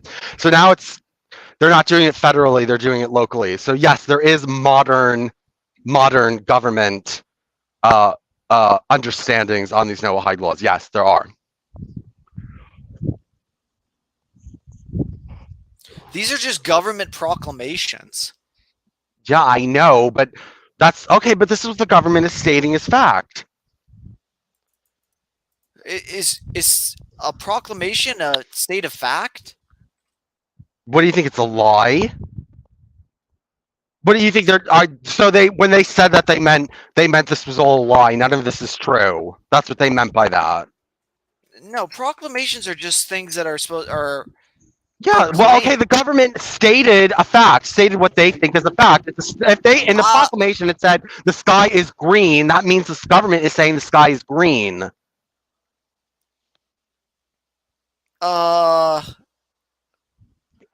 No, I don't think proclamations definitely aren't always true, right? I don't know. Maybe I just don't know enough about proclamations. I don't agree. Proclamations are not false. It's not false information. They're not spreading what they think is false information.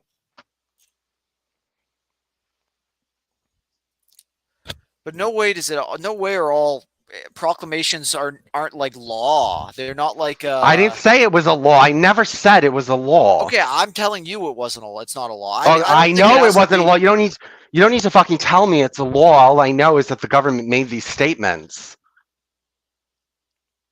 Okay. They had these proclamations. I agree they were proclamations, sure. Okay.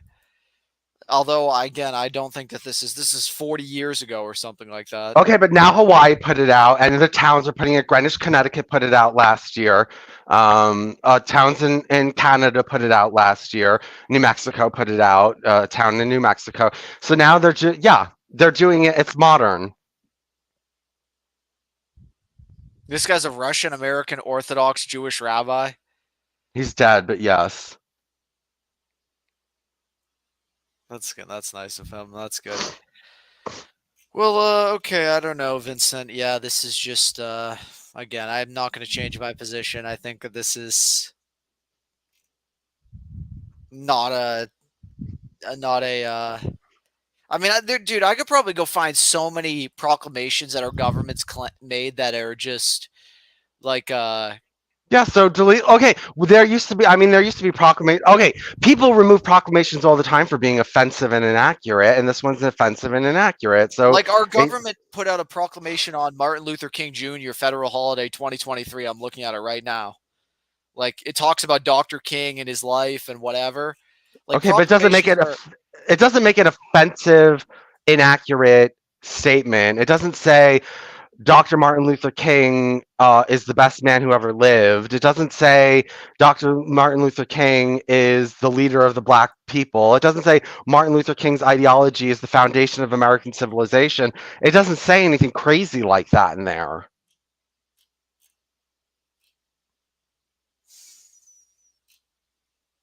Yeah, but don't you think that they were just writing that because, like, the rabbi just wanted them to put that in the proclamation, whether it was true or not true? He just Oh, wanted so that. the He just power wanted that said, like, the as rabbi a. was so powerful that he was able to make the government lie and make offensive statements. Yeah, that's what I believe. I believe the rabbi was so powerful he could get the government to make statements that went against the American public. Yeah, that's what I believe. Judas Fly, do Well, you want to come on? I'm going to put the link in the chat, Judas Fly, in case you want to come on. was he? It wasn't against the public at the time, though. Yes, it is. The no-hide laws are against the public. Well, what do you mean, public consensus?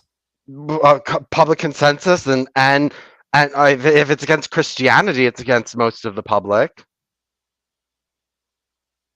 It says form the cornerstone of society since the dawn of civilization.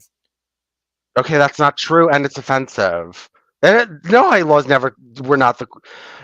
I Then don't. I could say everything written about Martin Luther King in this proclamation is untrue or offensive. Like, How? What's dude, untrue and offensive in there? What's this untrue and says Dr. offensive? King called for greater fairness in our healthcare system. Okay, Dr. King so preaches that darkness cannot drive out darkness. Only light can do that. Like, why is that dude, offensive and or inaccurate? you don't think I could go find stuff in this proclamation that's offensive or inaccurate? You Okay, then can go very get it. easily. Then go get it removed.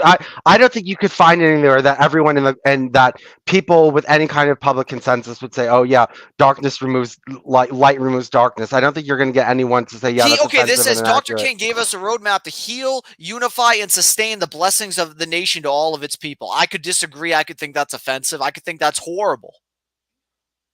I don't agree with that. I don't think Dr. Okay, well King that's not gave making a us a state. roadmap to That's not anything except making a destruction. statement. That's not making a statement that certain laws that call for the beheadings of the population are the foundation of American civilization. There's a difference between those two things.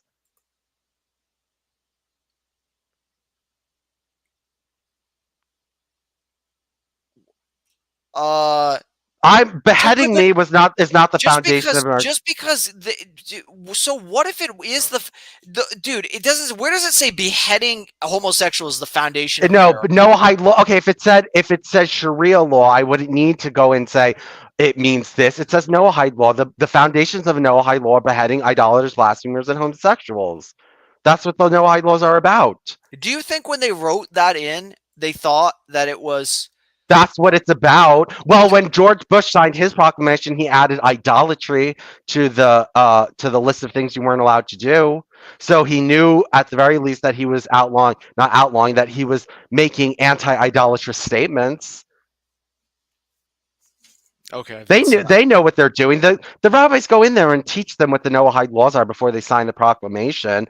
They don't just go in there like. Do you think the rabbis tell them about that head cutting off too? Do you think they mention that? Well, I mean, they mentioned that it's punishment, but then they might not mention beheading, but they do mention anti-idolatry, anti-blasphemy, anti-homosexuality.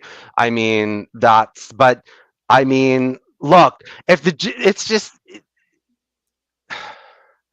Okay, I mean, let's just say that there is no qualm about Christians being beheaded. Let's say it's 100% accurate, right? The thing is that it's debatable. It's not that it's not accurate; it's debatable. But if it was 100% accurate, and the statement said this, are you Christian? Me? Yeah. I don't know. It's hard to say. Well, okay, if you were Christian, okay, well then there's nothing that's actually targeting you, so you don't care. Because there's I nothing in understand. I There's nothing understand what in you're there saying. that actually targets you. That's why you don't care. If it targeted you, you would care. Dude, you don't think I could go find government proclamations that I believe target my people in some sense? So then get them removed. If they targeted white people, I'd be like, remove them. I would say It's remove them. okay, but really, so you want these proclamations removed? Yes. That would honestly make you would feel safer if they remove these No. proclamations. Oh no. I want them. I want to try to remove them because the Jews are going to come out and try to stop me. I want to try to remove them so that all the Gentiles can see all the Jews like riling up together and being like, no, you can't get these taken out. We want them to stay. We want them to stay. You know what I So mean? where is the untruth about these?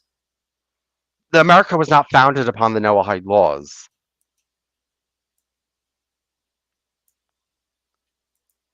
You don't think in any sense it was?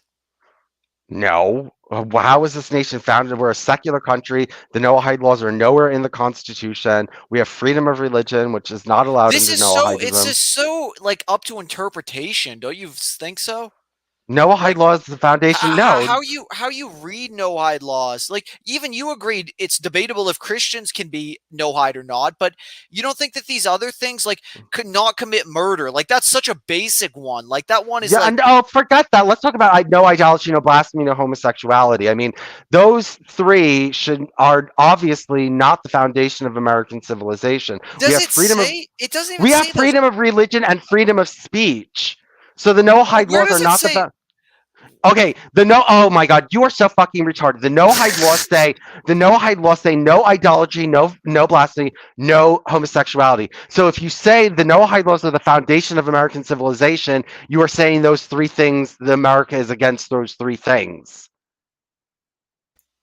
it doesn't first of all, okay, we can talk about the no blasphemy, no idolatry thing, but if, it doesn't say no homosexuality, It doesn't does it? say okay. When you say Sharia law, you don't sit there and list out every Sharia law. You just say Sharia law, and everyone knows what you mean. You're putting me to a whole different scale of that I need. Not they can't just say no hide law. They actually Like have to list look all at the these laws. laws. The laws are so up to interpretation, especially with the first two, blasphemy is up to it's highly subjective. You agree about that, No, right? they give exact ways. So if you say if a Jew has to use the actual name of God when cursing God, but a Gentile, if you just say fuck God, that's it. If you make any kind of curse against God of in any language, no matter what, then it's it's enough for you. Where does it say about the homosexuality? That's in Noahide law. It doesn't say that on the proclamation, but in Noahide law, there's no homosexuality. It says number 4 of the 7, not to commit adultery or sexual immorality. Yeah, homosexuality is sexual immorality. That's just isn't sexual immorality just fornication? No, go look it up in another one. I've been studying this for 10 years and I have no idea what the fuck I'm doing. Why don't you like type, is homosexuality allowed in Noahide law? Go type that and then come back to me. Okay. Okay. You really think that Noahide law allows homosexuality? I'm just saying that when they sign these proclamations, I'm not convinced that they like back then literally people were overwhelmingly against homosexuality. Yeah, I So, know, and I know they were, but that still doesn't make it, that still doesn't give me no right to have these laws repealed.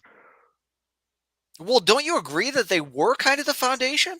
No, we had freedom of religion and freedom of speech. That's not anti-idolatry or anti-blasphemy.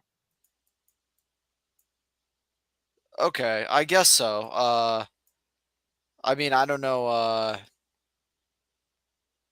how far they're backing, I guess, talking about the bedrock of civilization or the foundation of civilization or Well, whatever they're saying. Because Jews believe that when Noah exited the ark, these laws were given to him, and so because all of civilization springs from him, that these are the first laws that society was founded on. Actually, 6 of the 7 laws were given to Adam, so they are from Eden. This is what, according to Jews, this is the government system that has been ruling the world since Eden. Eden, and that when Noah came out, he got a 7th law, which was do not eat the flesh cut from a living animal. And then, so all 7 of them were complete. So now they're the 7 Noahide laws.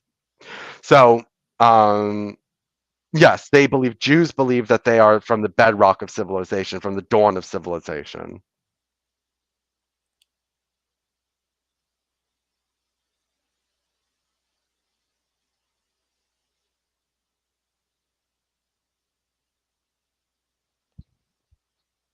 Hello? Sorry, I'm just reading this about this. I'm just reading this proclamation, I guess. Which, Uh, it just says where these ethical values and principles have been the bedrock. I'm still reading this one. I mean, I've been reading a lot of different ones. But yeah, I just this is, I don't know, conspiracy, crazy, and so forth. But oh, Vincent left. Vincent's out of here. Claire, it's just you and me. Is the stream still going? Yeah, I guess Vincent dropped out. I gotta go. I really was not expecting to do this. I'm so tired and I have stuff to do. I was just wanted to pop on and talk to you guys both, but I guess I have to go into this whole thing talking to him about this. But yeah, what do you think about this? Have you read these proclamations? Yes, I have. I mean that was how I started talking to Vincent, because he wanted to abolish it. He wanted to cancel the whole thing of education and sharing day. Well, did you find these proclamations to be so problematic? I mean, No, I think it kind of protects America from being identified as Christian. And is actually in harmony with what the founding fathers must have wanted, because it is my view that the founding fathers were making a point of rejecting monarchy and Christianity. And they were either rejecting monarchy because of Christianity, because they were, by rejecting Christianity, or rejecting Christianity by rejecting monarchy. But it's clear that they didn't want either. I don't know. I wouldn't be concerned. The government makes proclamations on a whole bunch of dumb stuff, and these just rabbis just told them to write this stuff in, and and they thought think, it was all right. I mean, they thought it didn't constitute a problem, and they actually listed those laws for a while, and then they decided, oh, we better remove any reference to, all the things that are forbidden. So. I guess they didn't want, the Christians getting upset about idolatry, or Hindus, or idol worshippers in America might get upset. Well, I mean, about it. Is this even wrong though? He's like talking about these proclamations like they're so inaccurate. Like the Noahide laws are. If we have freedom of religion and freedom of speech, then we're not founded on the Noahide laws. I don't know. I don't think that. I don't think that it's necessarily so wrong to say that like these kind of ideas about no blasphemy and no idolatry they kind of, you could argue, were in some sense a bedrock of civilization and society. No, there were plenty of pagan nations that didn't outlaw idolatry, and they were civilizations. The dawn of civilization wasn't Noahidism unless you believe in the Jewish narrative. But the point is that the Jews have survived these ancient empires, so it must say something about the God they worship and the laws of the God that they follow. I mean, if you want to make the connection, okay, that's not. You're trying to give moral opinion about why these are good, but there's a difference between that and whether or not America was founded upon these laws or not. Well, I think the founding fathers wanted to, aspire to something better than It wasn't the Noahide laws. They didn't. The founding fathers did not intend this country to be a Noahide country. But the Noahide laws were obviously more in effect. Like they were, like people. There were nobody. How were they in effect if we had freedom of religion and freedom of speech? How were they in effect? Well, they were in effect much more than they are today, I'd say. But no, they were never. No one in America ever got beheaded or punished for idolatry or blasphemy, ever. What about the Salem witch trials? That wasn't a government. That wasn't the federal government coming in and executing people. That was some small deviant town that did that. That's not. They weren't. People were not beheaded for idolatry and blasphemy by the government in America. Well, it's not about the government punishing them necessarily, but it's just more about idolatry and blasphemy being looked down upon. There was never officially looked down upon anywhere in any government document. You don't think blasphemy has been looked down upon in America? It's not illegal. It's not illegal. Okay, but I mean, But I mean, it's just they're talking. They're not talking about them in regard to laws. They're saying their ethical values and principles. And so, in some sense, it has been an ethical value of America to not to not engage in blasphemy and like No, 100%. that's not true. That's not true. That's not true. Not engage in idol worship and that sort of thing. 100%, Vincent. Are you serious? Okay, well then America's got to go. Okay, if America's founded on this, and America's not founded on anti-idolatry and anti-blasphemy. You're crazy. Okay, I found an article saying, "Are Freemasons no hides?" Yes, and guess who wrote them? You. Yeah, Freemasons are Noahides, but I don't think that. Well, okay, there's the whole conspiracy. Yes, there is the conspiracy that the founding fathers were Freemasons, and because Freemasons are Noahides, that they were actually setting up a Noahide state. But I don't know if I believe that George Washington and Thomas Jefferson were sitting around being like, we want a Noahide state, so let's give everyone freedom of religion and freedom of speech. That makes no sense.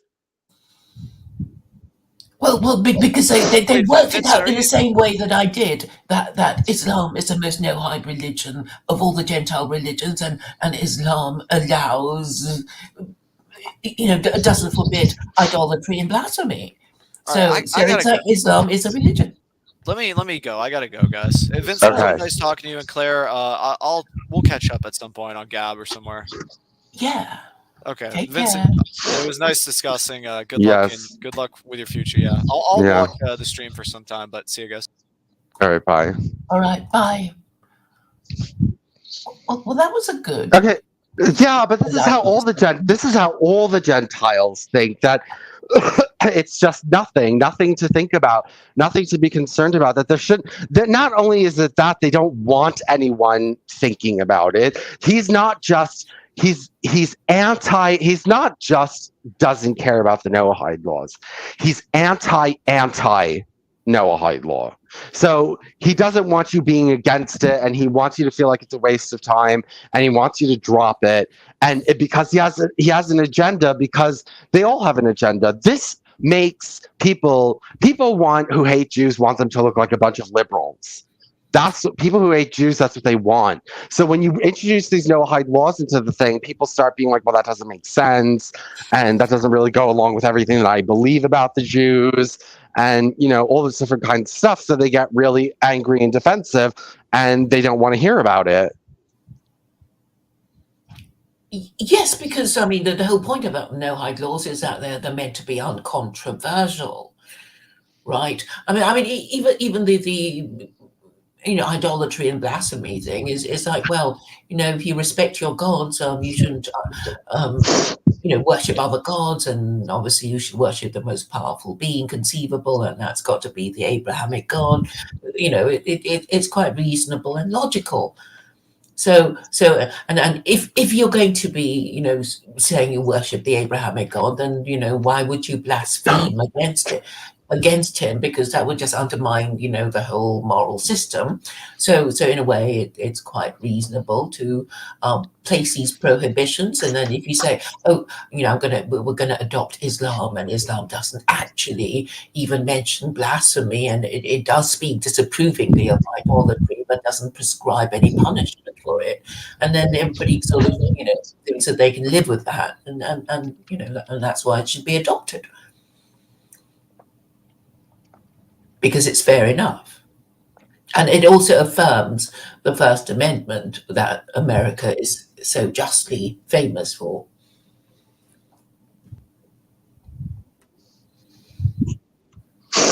It's quite a nice balancing act, I think. And I think I just can't believe these people. Like, even if he was a Christian and it was anti-Christian, Noahide law was absolutely anti-Christian, he wouldn't want those laws repealed because honestly, he's a Gentile.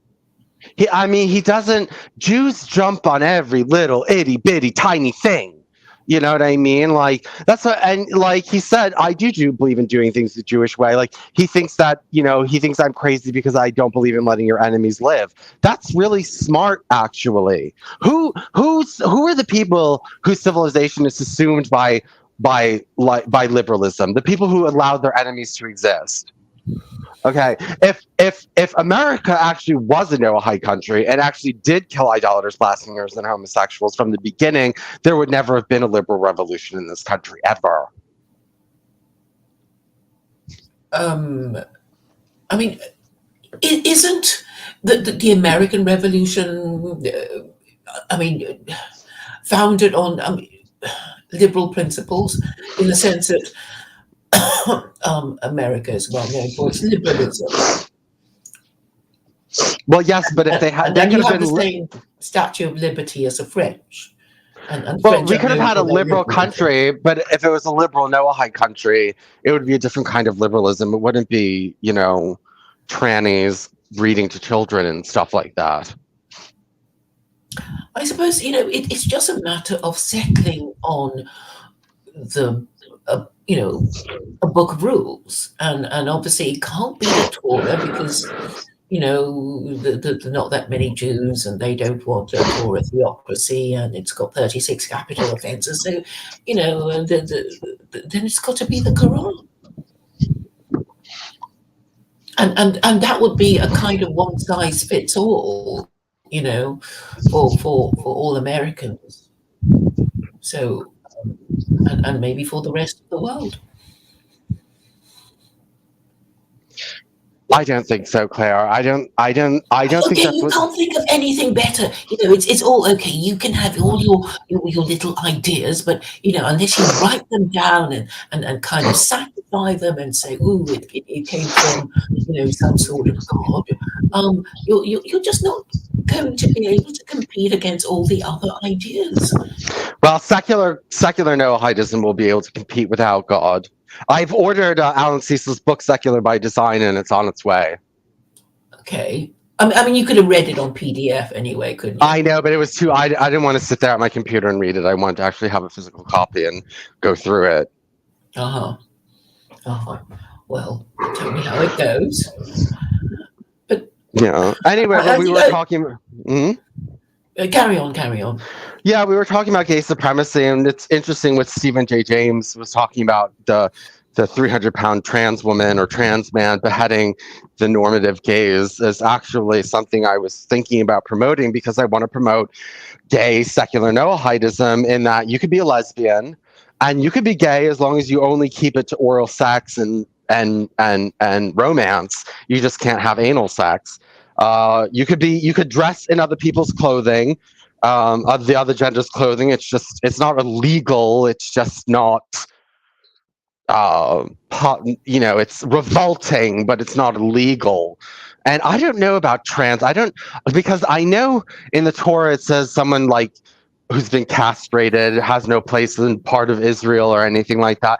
I don't know if a man can get a sex change operation and have his penis removed. I'm not sure. I have to look that up. I don't think there would be a problem with a woman getting a penis, though. I don't think there would be a problem with that. I have to double check that. I think you'll find that the Jews are quite strict about transgenderism, because they say men and women are not allowed to wear each other's clothes. So if you accept that prohibition, then all the more are they not allowed to masquerade as members of the opposite sex. Well, from what Michael Dallin says, that transvestism is only considered revolting but not illegal. Okay, but as long as people understand that people are transgender. Hold on 1 second. Considered. Hold on 1 second. 1 second.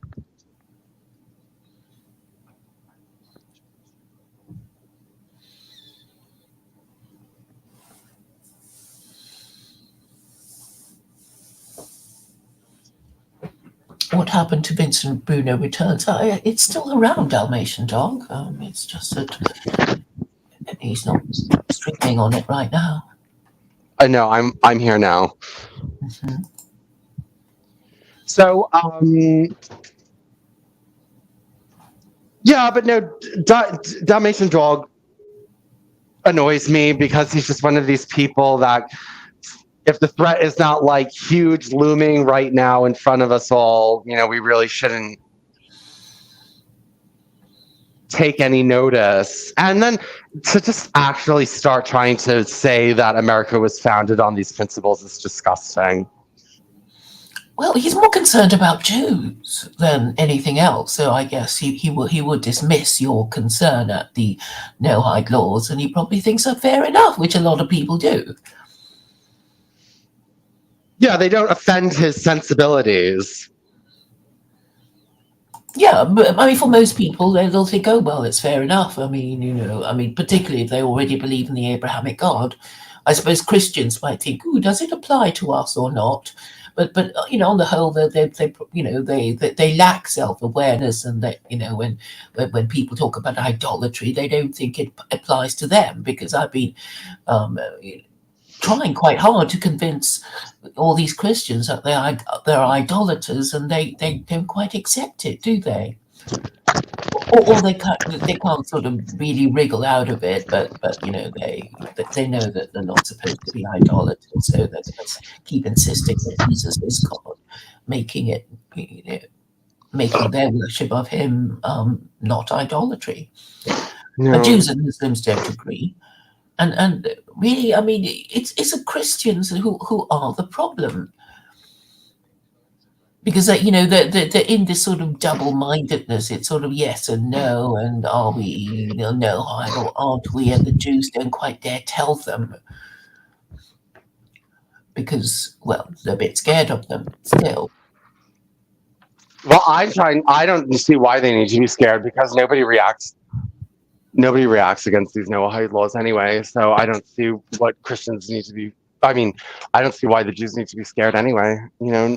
Well, Christian... they're always, complaining about anti-Semitism. So yeah, I know. But if they went around saying that Christianity was idolatry and against the no-hide laws, I don't think any Christians would have anything to say about it. Yeah, I wish more of them would, though, but only very few of them would, and some of these Muslims are also holding back. I mean, I have to do it for them, and be really gung ho about it.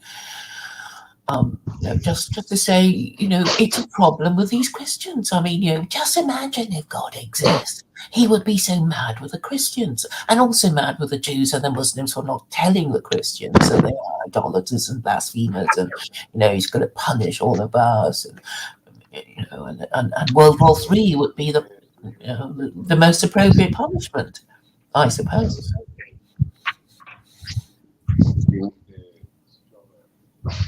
And a way of scaring people would be to frighten them with the prospect of another world war.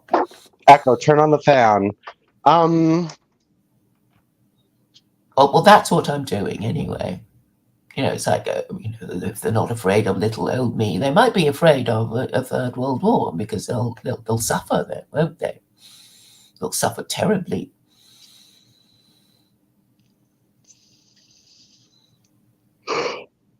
So I think it can be done if you put the frighteners on certain people as things get worse. I think you should get on board secular Quranism, because if you're okay with secular no-hidism, why not secular Quranism? And we are streaming partners.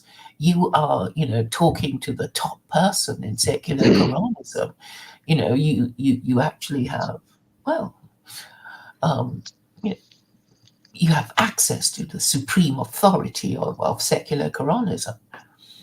I told you, I'm spreading secular no-hidism because it's more extreme. I want the extremists to be in control of the interpretation, and secular Quranism is not just Noahide light; it's Islam light, and Islam is Noahide light. So you're about 2 steps away from what I'm trying to get. Well, but I really think that the Quran has more of a track record, more moral and intellectual respectability, because it's attached to Islam, and Islam at least still operates a few theocracies around in the world, and Westerners are a bit triggered by Islam, but it's like no-hidism. They barely heard of it. They don't get excited. There's no strong feelings. And that's why I think, Well, that's good at first because it's gonna, as soon as you say Islam, Westerners, the curtains go down. But if you say Noahidism, people are like, "What is that? I've never heard of that." And when you explain it to them, it's not really anything that offends them. Echo, turn off the fan. Echo, turn off the fan.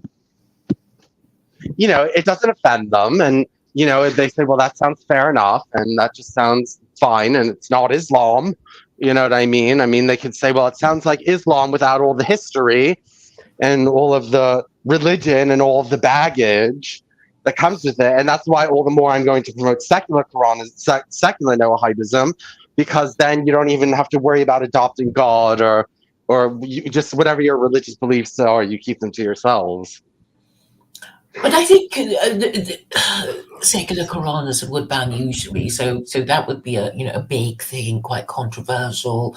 It would frighten the bankers, but also delight people who are in debt, and it's both governments and individuals that are in debt, and they will seize this idea of banning usury and defaulting on their loans with both hands. So it's more likely to succeed, and for this reason, you should support it. To give yourself credence and moral and intellectual authority for Well, backing the right cause. you know what I was just looking up last night? The guy on Academia or whatever that published that refutation of secular Quranism. So, I mean, you already have the Muslims are going to be against you because I was a Muslim who wrote against you in that.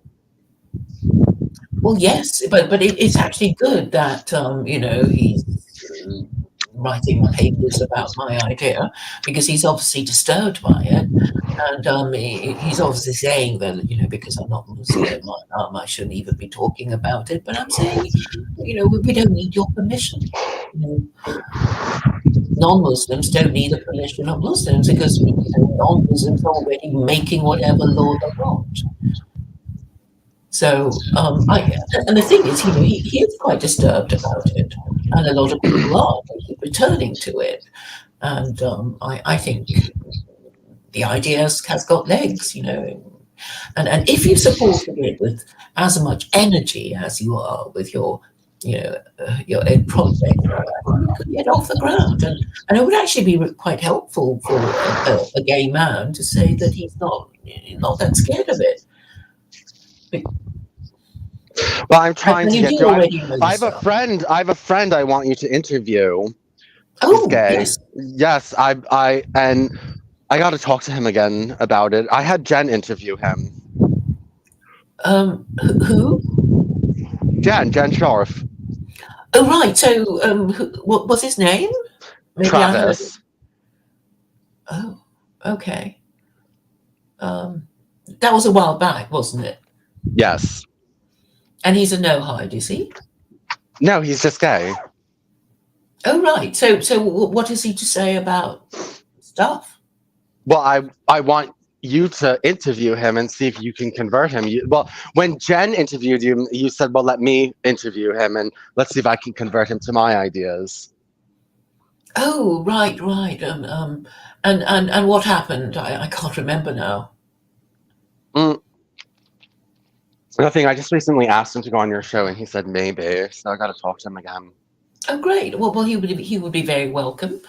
And so he's not a no-hide. He's got no political axe to grind. No. Okay. Yes, that would be great. Thank you. Yeah, I'm gonna find him. Mm-hmm. I'll call him tonight. Is he somebody you know in person, or is he just a Facebook friend? No, someone I know in person. Yeah. All right. Okay.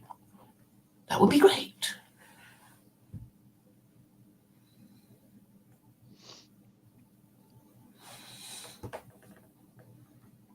Have we run out of things to say to each other? No, I was just reading the chat. Oh, thank God. Judah says that Dalmatian Dog is a disinfo agent. Thank you. Well, I don't think that he's sort of being, not. I don't think he's being unreasonable. about what Well, he said. I mean, it's a very normal response. I mean, what he said. I mean, it doesn't well, surprise because he obviously doesn't find them offensive in their because even let's say okay, so now his argument, now Dalmatian Dog's argument, is that the America was founded on anti-idolatry and anti-blasphemy, which whatever. So then he doesn't care about anti-idolatry and anti-blasphemy. And that comes down to why he doesn't care about the Noahide laws, because he doesn't care about these sentiments and he doesn't identify as an idolater, blasphemer, or homosexual. And also, that lame excuse, well, I could find something in some proclamation that offends me. Well, then repeal it if it offends you. But he wouldn't repeal it because he's a stupid, he's a right-wing stupid asshole who doesn't have any political power for a reason, and because he doesn't know how to operate in a government like the Jews do. Well, he's quite supportive of secular Quranism, for which I am grateful. No, he said Any it's only Muslim good for. against SK is an idiot. SK can only help Muslims and Islam. So I'm grateful to him for his support. And you're just saying he doesn't disapprove of the Noahide laws, but then most people don't. I know, but I mean, if he did disapprove, he would understand. I mean, if he said the Nuremberg laws are the foundation of American civilization, then everyone would be upset. He would be upset. He would be against the proclamation, but he's just not against it because it says Noahide law, and he's not against Noahide law. He doesn't really think it's that repulsive of an idea. It doesn't, repel him You're whenever. supporting it now, so I guess it can't be. I'm supporting it as a double agent, as a devil's advocate, not for real. Do you really know any? Yes, you know a few Noahides, don't you? But they're all a bit, not all there. Well, I don't know. I agree they tend to be different people, but I think that also says something. I think that it's attracting maybe unique and eccentric people, but unique and eccentric people tend to get attracted to new ideas that are going to be the future. And yeah, I think that, of course, at first it's going to be the odd people out who are converting to Noahidism, but, odd people out tend to be creative. They have an outsider's perspective. Sometimes they're more intelligent, and that's why they're odd person out. And I think that they're going to use their powers to spread Noahidism. Okay, so you said convert to Noahidism. So is Noahidism a religion or not? Not really. I mean, it tells you what not to do. It depends on who you ask. Dalmatian Dog says even liberal Jews should be against the proclamation. Then they're not against it because liberal Jews are not going to be against their own people. They're not going to go against the Orthodox like that. Liberal Jews are not going to turn against Noahidism like you want them to. They're going to take your perspective that it's nothing and nothing to talk about and stop talking about it. And that's going to be their perspective. You're on the same side as liberal Jews here, Dalmatian Dog. Well, Gentiles tend not to react to the Noahide laws. So, I mean, a lot of them also think it's fair enough, unless they're anti-Semites, and they can come. I mean, they can be Muslim as well as Christian. It's like, if they don't accept the authority of Jews and they reject the Noahide laws, saying, it's just some stuff that the Jews made up. But if you're not an anti-Semite, I guess you'd be okay about the Noahide laws.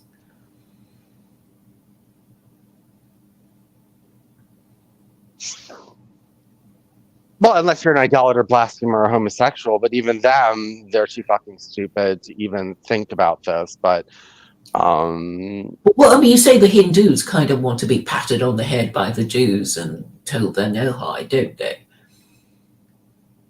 Is that true, Vincent? Did I say it again?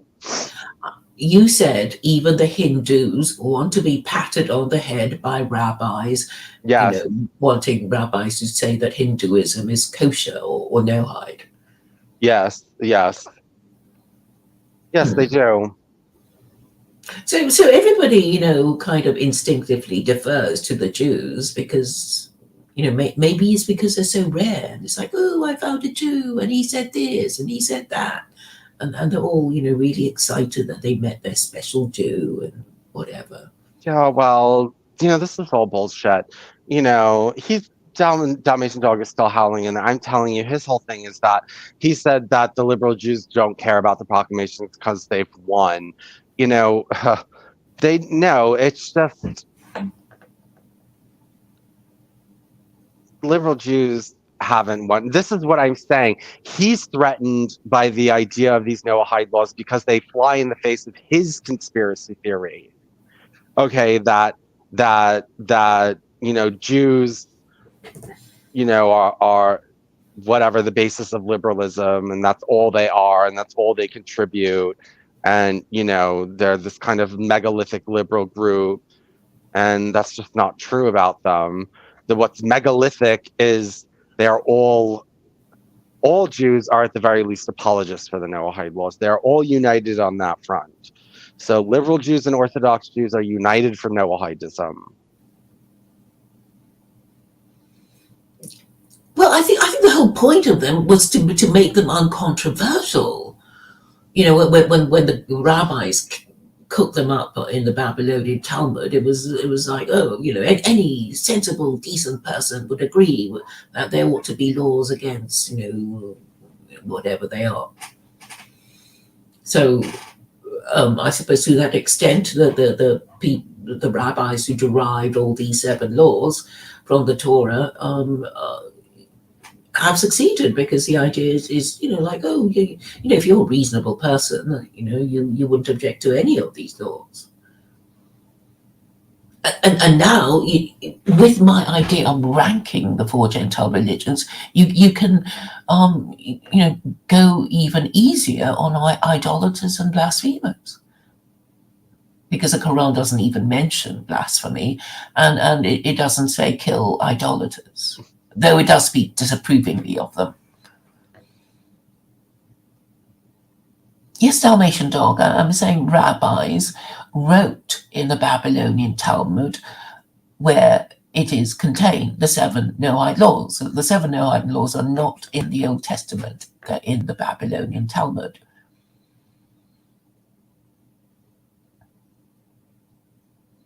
But talking about rabbis cooking up laws, I mean, the Christians cooked up their own laws at the Council of Nicaea.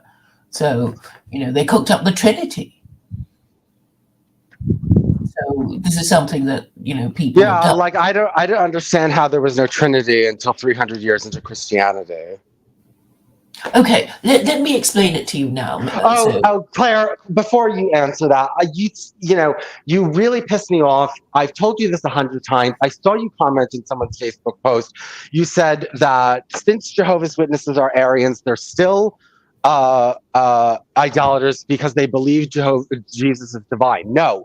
Jehovah's Witnesses are not Arians. Just because you don't believe in the Trinity does not mean believe you are Arian. They simply believe that Jesus is an angel, a created spirit. In nature. No, but they reject it for a different reason. It's not. They both reject the Trinity, but not for the same reason. If you think Jesus is divine, you are idolizing him. No, they believe an angel is divine. They believe, yes, angels are divine. There's nothing wrong with believing an angel is divine. Yes, he's an angel. He's a divine spirit creature, but you don't worship him. Don't they? No, they don't worship Jesus. He's the Son of God. He's an angel. He's an angel son of God.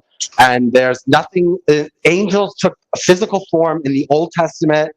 There's nothing idolatrous about an angel taking human form and doing the work of God on earth. There's nothing idolatrous about that. Okay. I'm gonna come out, go in and out for a second. It's gonna be a little windy. Okay. Okay, what do Jehovah's Witnesses believe? And I'm going to go straight to the horse's mouth.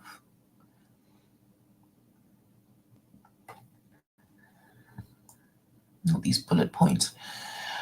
Okay, so it's Jesus. We follow the teachings and example of Jesus Christ and honor him as our Savior, as the Son of God.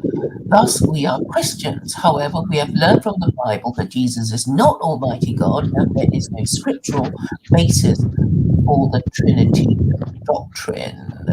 Who said that? I'm just reading from the Jehovah's Witness website. Okay, yeah, so he's not God. Okay, what else does it say? But that's all. I mean, all these headings like God, Bible, Jesus, and I've just read the Jesus bit, and Yeah, he's that's an it. angel. He's an angel. He's not divine. He's not God.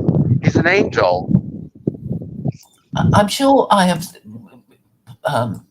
posted this link that says What happened to your Jehovah's coffee Witnesses. machine? Okay. Okay. They don't have a coffee machine here anymore. I want to have coffee.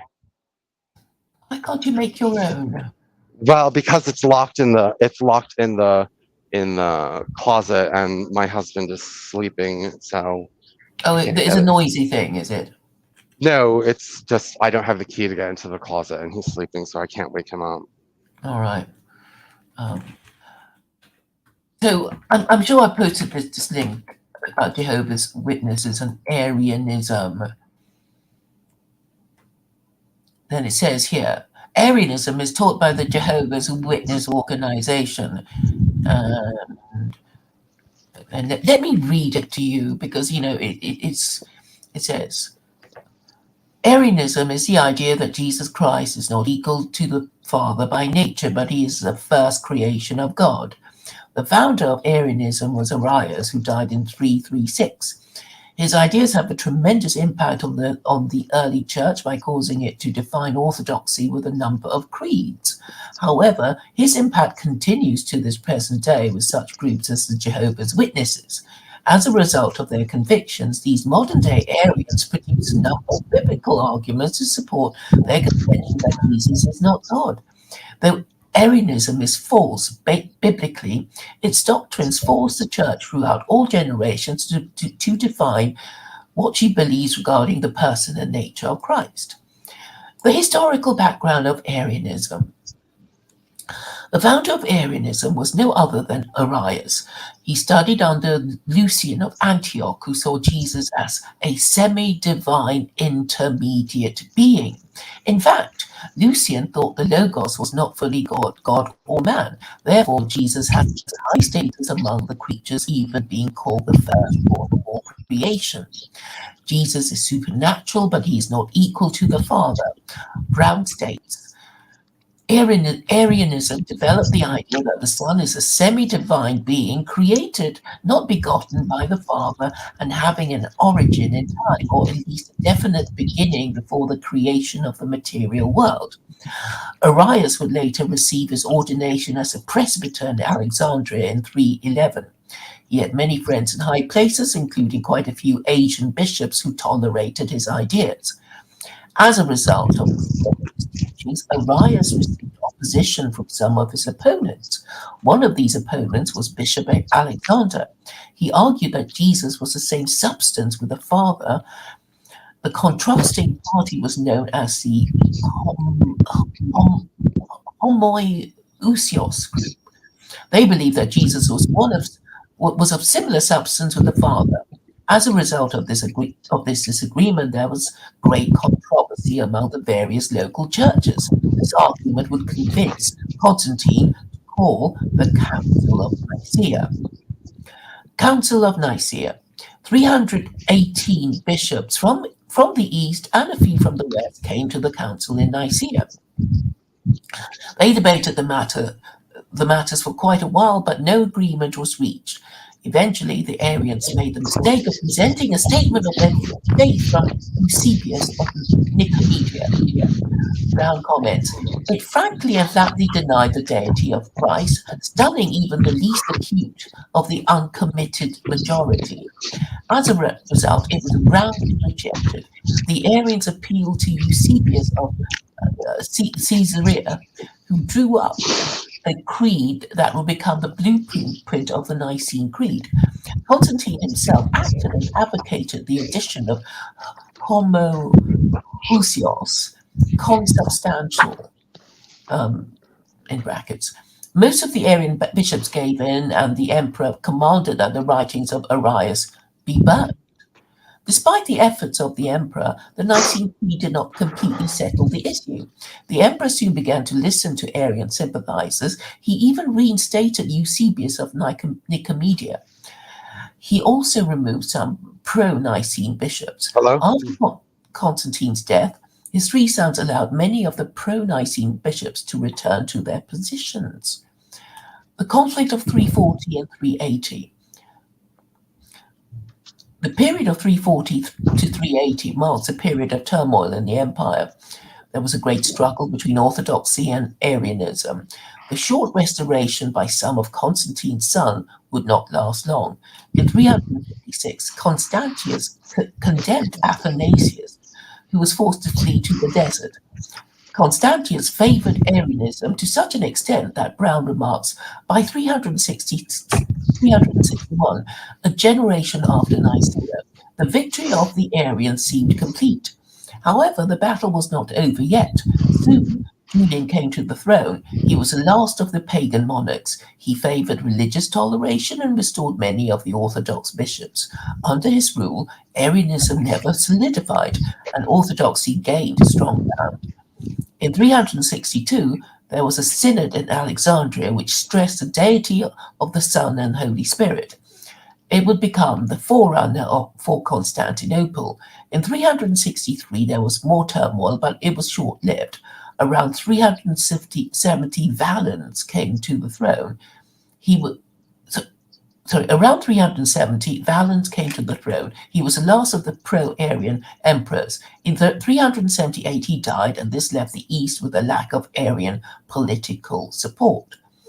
Gratian eventually became co-emperor with Theodosius. Shortly after his inauguration, he became baptized and issued an edict promoting Trinitarian orthodoxy. Brown comments, the Nicene Creed itself placed the emphasis on the incarnation, passion, resurrection, and the second coming of Christ, and was thus historical rather than theological in its orientation. In contrast, the decree of Theodosius emphasizes the deity of the Father, Son, and Holy Spirit and the doctrine of the Trinity, and does not mention the work of Christ as such. He then summoned the Second Ecumenical Council in Constantinople. Theodosius took all the bishoprics from the Arians and gave them to the Orthodox. Brown comments, the Second Ecumenical Council really marks the beginning of ecumenical orthodoxy, for, unlike Nicaea, it represented the conclusion rather than the beginning of the conflict with Arianism. With Constantinople and the efforts of Theodosius, Arianism had clearly run its course, and orthodoxy was triumphant in Christendom. Jehovah's Witnesses, the modern-day Arians. Despite the best efforts of the Orthodox Church to stamp out Arianism, there are branches of the belief that continue to this present day. One of them is the Jehovah's Witnesses, founded in the mid to late 19th century by Charles Taze Russell. This group contains several million adherents in numerous countries. Like the ancient Arians, these modern-day witnesses believe that Jesus is a created being who is therefore not eternal and not God. They specifically argue that Jesus was Michael the Archangel. However, by examining a number of scriptures, their contentions do not hold up. The true nature of Jesus. Despite the best efforts of the witnesses, there is no biblical support for the contention that Jesus is inferior to the Father. In fact, one can make a strong positive case for the deity of Christ. First, in John 20:28, Thomas states to Jesus, "My Lord and my God." Metzger points out that it is strange that Jesus made no effort to correct him, but Jesus accepts and commends Thomas's statement of faith. Second, in Acts 7:59, Stephen prays to Jesus. Metzger makes an insightful comment. If therefore the opinion of the Jehovah's Witness be correct, namely that Jesus is only a spirit creature, then Stephen was an idolater in praying to one who was not truly God.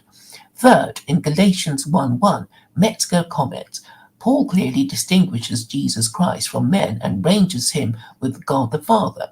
He uses two prepositions with man and men, but only one preposition with reference to God the Father and Jesus. Paul was Jewish and a strict monotheist, something which he does not dispute. In fact, even those whom he combats in this epistle to the Galatians, the Judaizers, so far as we can see, had no quarrel with Paul's lofty view of Christ. Fourth, John 10:30 records Jesus as stating, "I and my Father are one."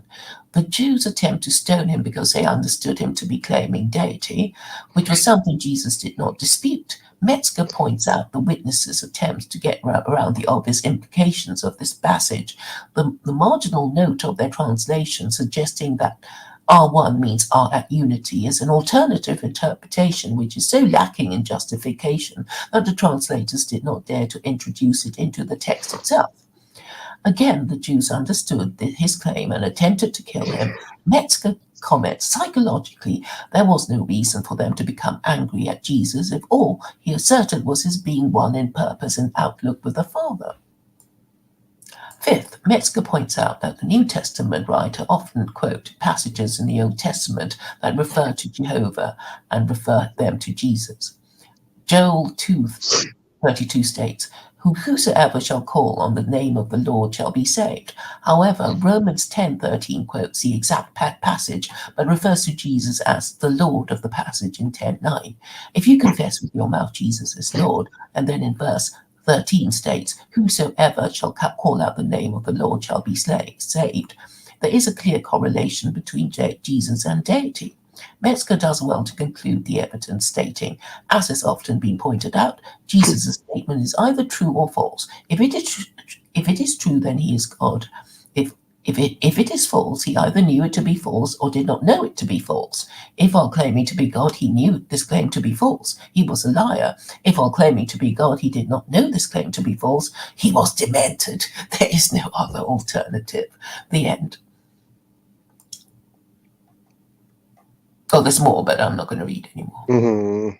Because it's too complicated. Well, I know that the Jehovah's Witnesses claim that they didn't come out of Arianism, but they do believe that Jesus was created. Yes, they do not believe that Jesus is co-equal with God, but God existed before Jesus. Yeah, because I mean, there's all this talk about, the Father preceding the Son, meaning, without the Father, there can be no Son. And therefore, there can be no question of Jesus being co-equal with God.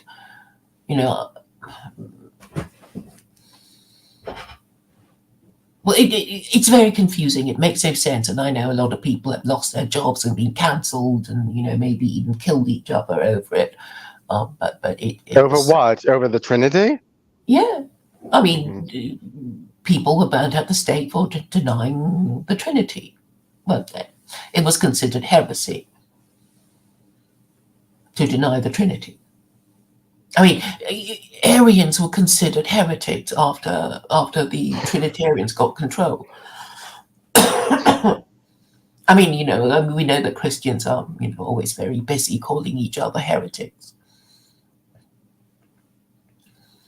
But it's because it's so vague that there's so much room for argument. While the Quran is a lot more tightly drafted. So these Muslims don't disagree about the nature and attributes of Allah.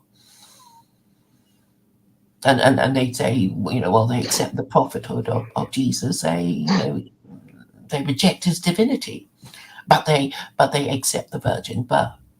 So it's sort of nice and neat and easy to remember. How do they accept the virgin birth? They just accept it. I mean, there's a verse that says, God can do anything, but he's not divine. And I suppose you could kind of reconcile it by saying, well, it's just a Muslims being nice to Christians so that, Christians will go over to Islam if they don't, if they're not too rude about the mother of Jesus. Mm-hmm. So it's all, political. directed at attracting Christians.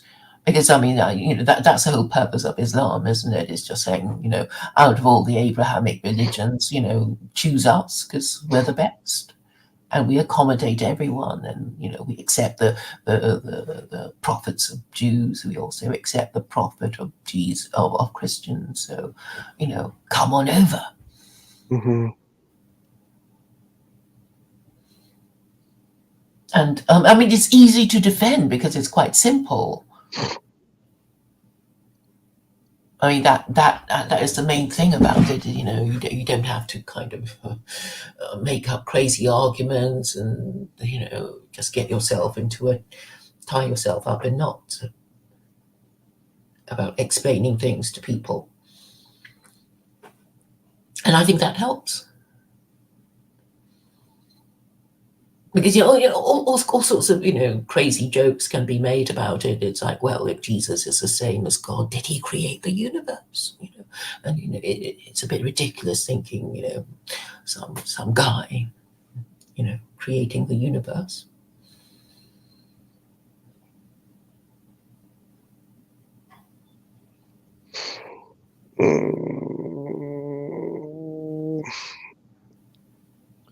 Well, anyway, Mm-hmm. yeah. So anyway, I opened this up as gay supremacy because we talked about gay supremacy a lot. But, actually, yeah, that actually kind of fucking fits in because, the fact that Dalmatian Dog fucking thinks that as a homosexual, I'm just really going to sit there and do nothing while the government makes these kinds of statements. I mean, because that's what he would do. That's what he would do. What, cooking up? What statement? Sorry. No, with the government making these statements about the no hide laws because they're anti-homosexual, I'm upset with that. And he just doesn't want me being upset because that's what he would do. He's such a lame-o Gentile that he's not going to respond to something so not minuscule. That's not minuscule, but he's not going to respond to something that's small like that. Gentiles are very stupid. I've noticed that they don't respond to small threats.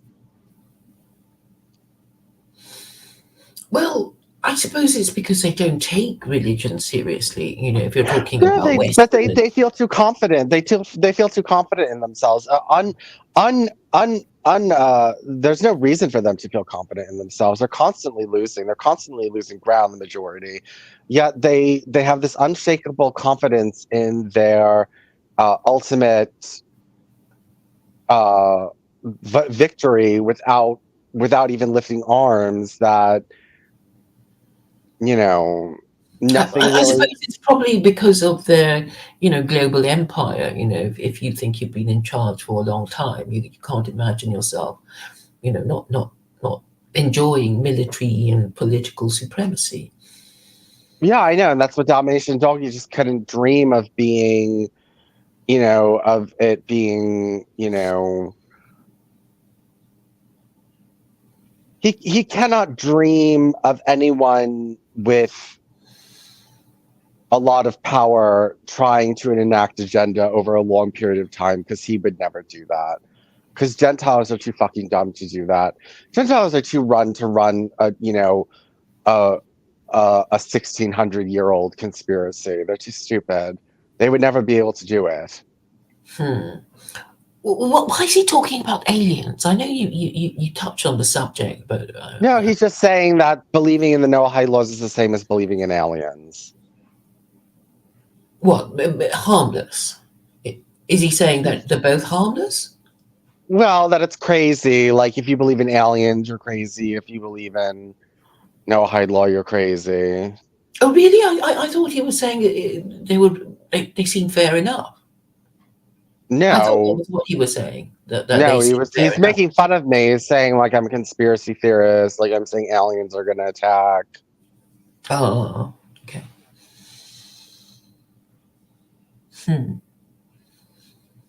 Oh, right. He's saying that he's not scared. He is as scared of the no hide laws as he is of aliens.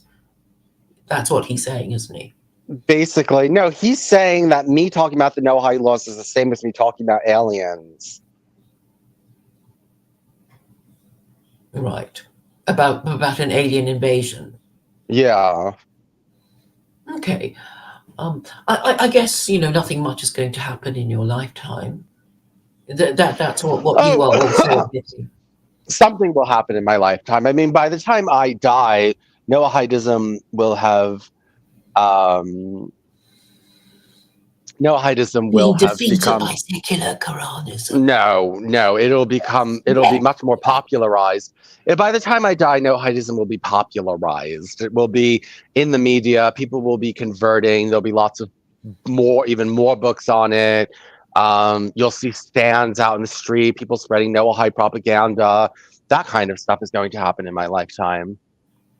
Well, I think it's more likely to happen with secular Quranism. Will you be Hey, kicking yourself for look at what he having just the said. wrong? This sums it up, dude. Everything is a small threat.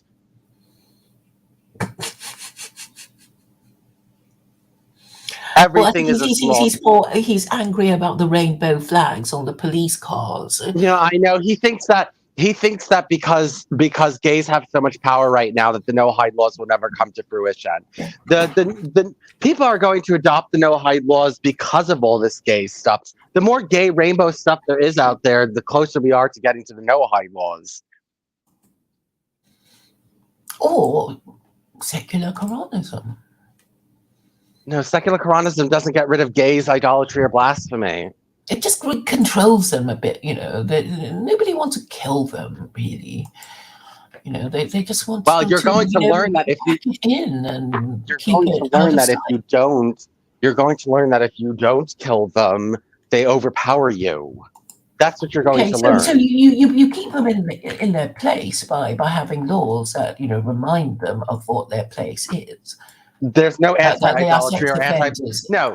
there's no anti-idolatry or anti-blasphemy laws in secular Quranism, so you're not going to be putting anyone in their place.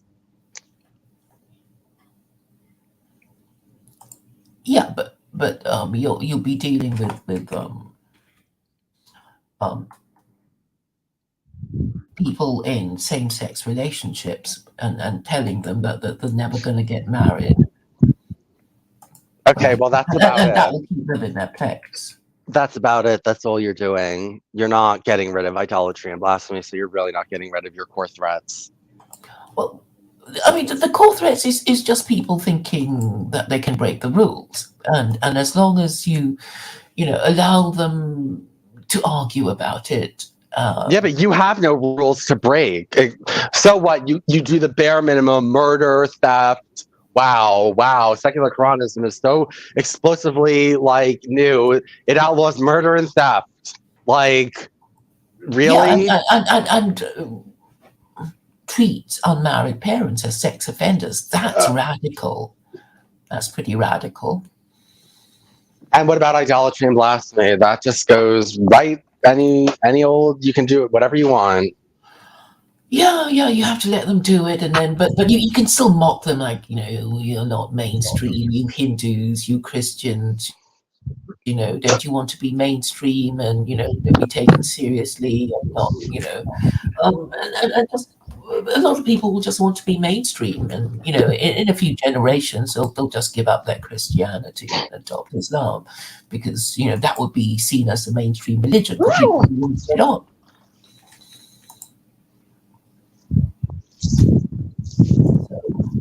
I think that would work. I mean, as long as you don't expect everything to go your way, from day one, you have to give people time to get used to the idea and but Noahidism does that too. themselves. Like I was telling Dalmatian Dog, he's so stupid he doesn't understand how these things work. They're not going to go in and tell Christians they're idolaters right away.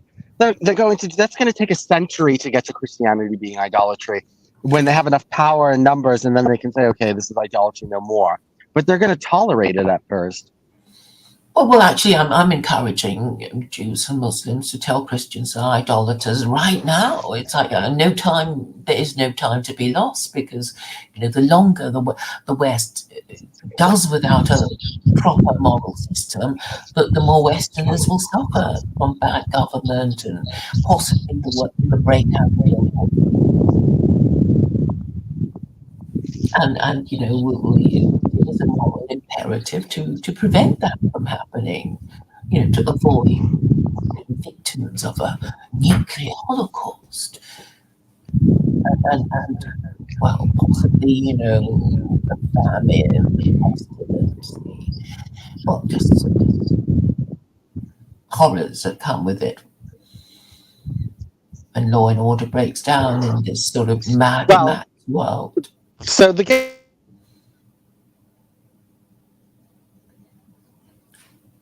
You dropped out. I can't hear you.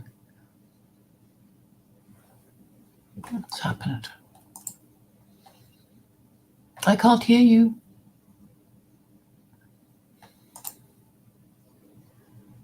I can't hear you, Vincent.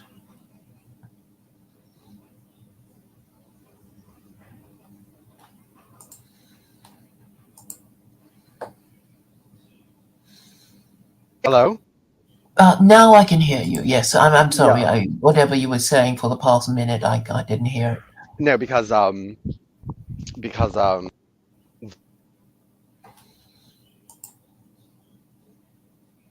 can't hear you again.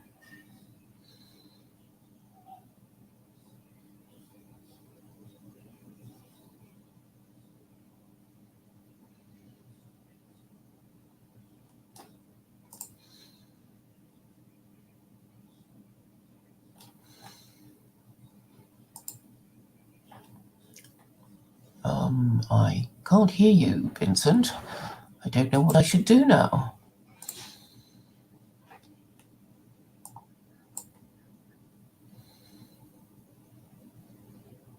Vincent? What should I do?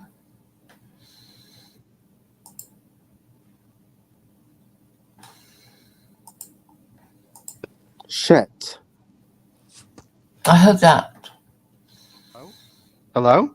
Yes. Oh, sorry. Someone keeps trying to call me and then it takes me off. Hold on one sorry. Let me just text someone.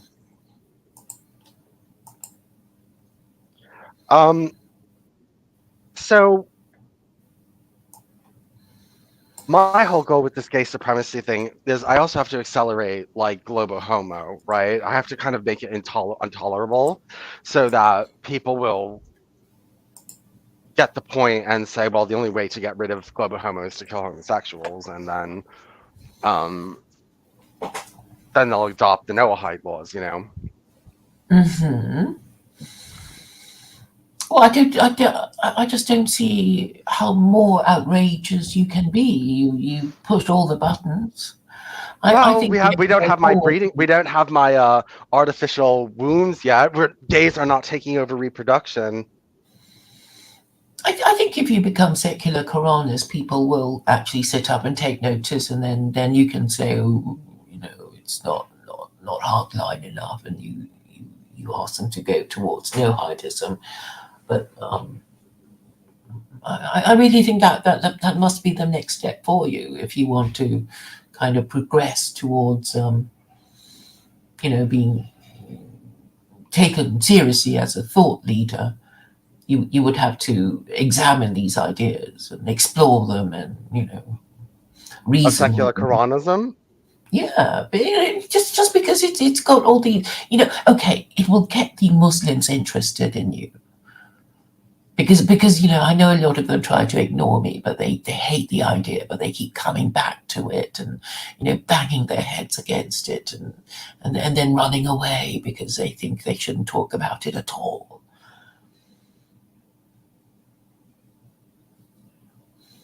But if you said you supported secular coroners and people go, oh really, why, blah blah blah, and they'll ask you questions, and then you can come up with quite convincing arguments about why you're not afraid of it, which you've already said. Hmm? And people might think, oh, maybe he has a point. It's like, not all gay people are bad people. They can see the point of social conservatism as long as we don't burden gay people and force them to marry. It's like, oh, we can leave them alone as long as they don't, try and proselytes using the law and the government.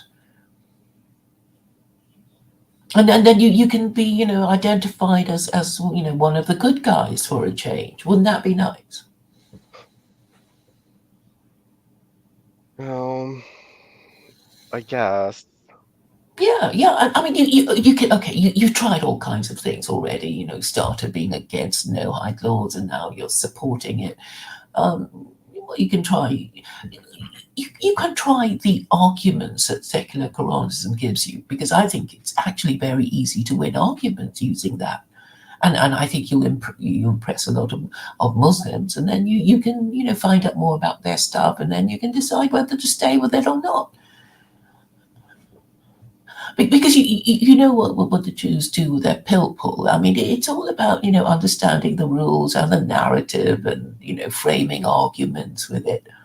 And I you already know how to do that, so it's something that you'll enjoy, and it might help you get a job, doing something you really enjoy doing, which is talking theology and politics.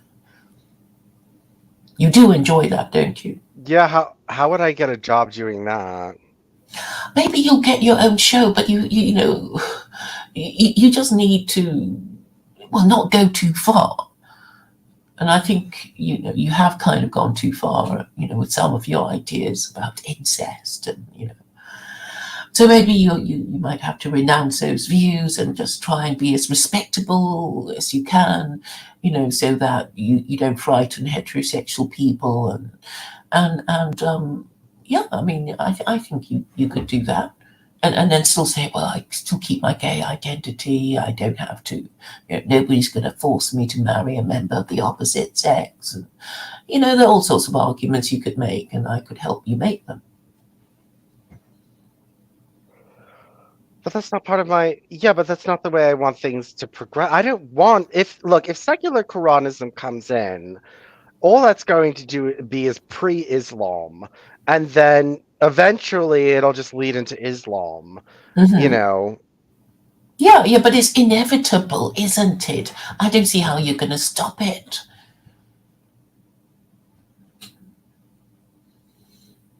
Because, it's like people have just done all they're going to do about sexual liberation. They can't get any more sexually liberated than they are already. And they kind of feel that they've gone too far. So, the tide will turn, and you just kind of need to be, well, you need to think like a surfer, right? You need to catch your wave. You can't just sort of, imagine this wave. You've got to go and look for it. And then you can ride it out. And I'm saying, this is how things are going to turn out. I mean, just by, looking at history and predicting the future.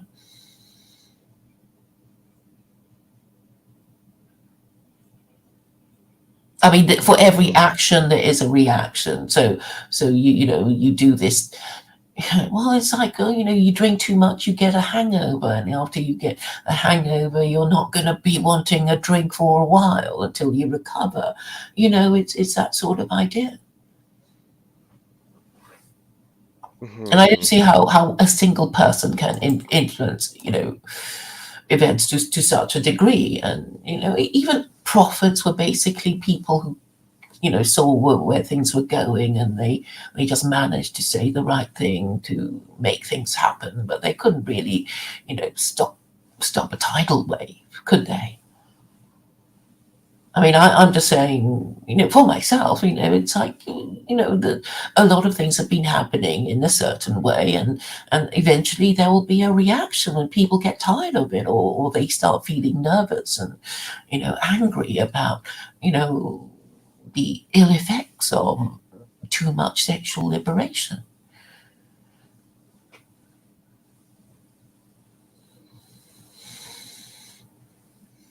And the thing is, because you can argue like a lawyer, and you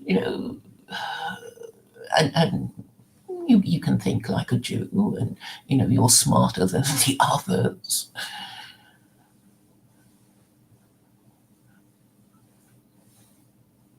So what happened? Did you fall out with Jen or something? You used to. Well, when I came out in favor of incest, she kind of turned against me.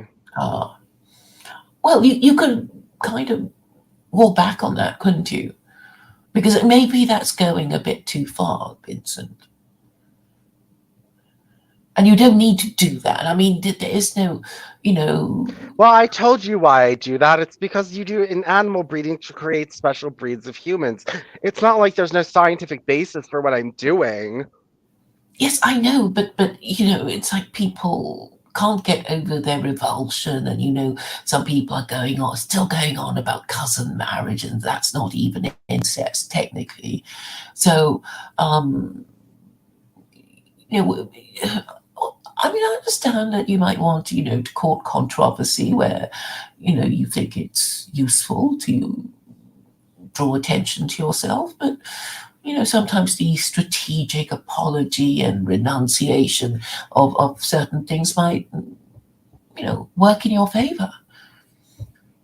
I mean, I think you would be very useful to secular Quranism because you're gay. I mean, ideally, I would like somebody who's Hindu, who's a secular Quranist, somebody who's Christian, who's a secular Quranist, somebody who's Buddhist or Jewish. Just to get a whole bunch of people who can say, well, I'm a social conservative. I don't like the way my country is going. I don't feel confident of the future because everything's so crazy and everybody's so full of hate and fear. And I just want to calm things down a bit. And doesn't mean that gay people are going to be exterminated or hurt in any way. I'm sure they can manage to go about their business without drawing attention to themselves in a public indecency, kind of thing.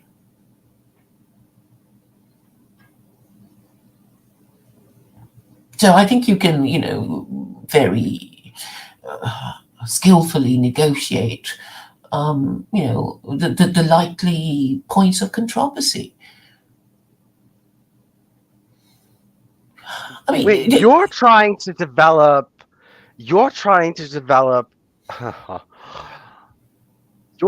take what I don't like, water it down so that people will be more accepting of it at first.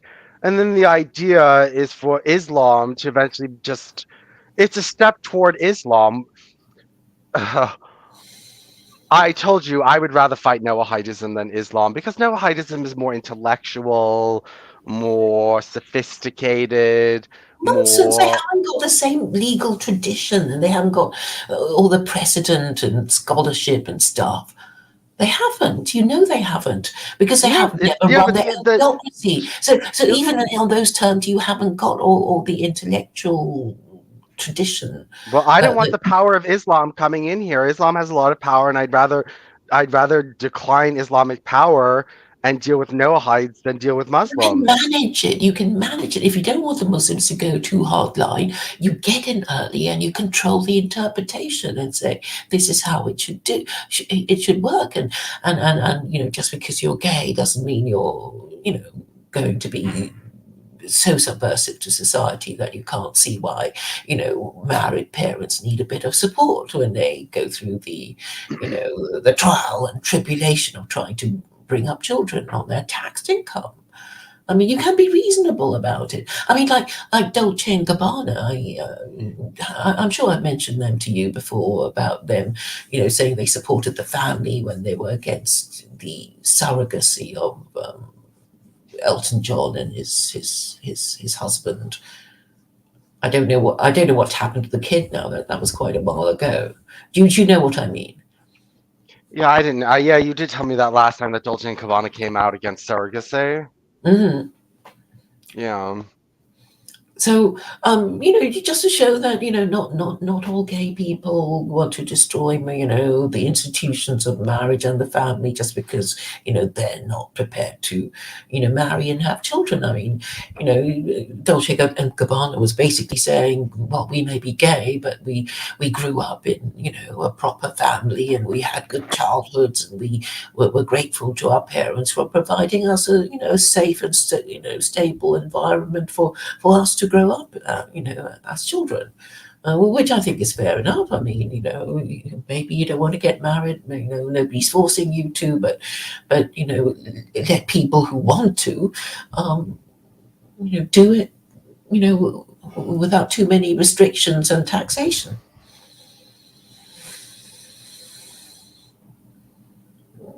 I don't see why you wouldn't want to be, seen as one of the good guys for a change.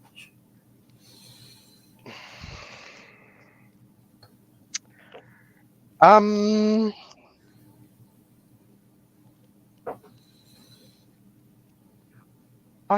well, because I don't think that's the good side. You know what I believe is the good side. Well, I believe that the future is the future. I think that heterosexual marriage is the past. I think that's the way that we did things in the past.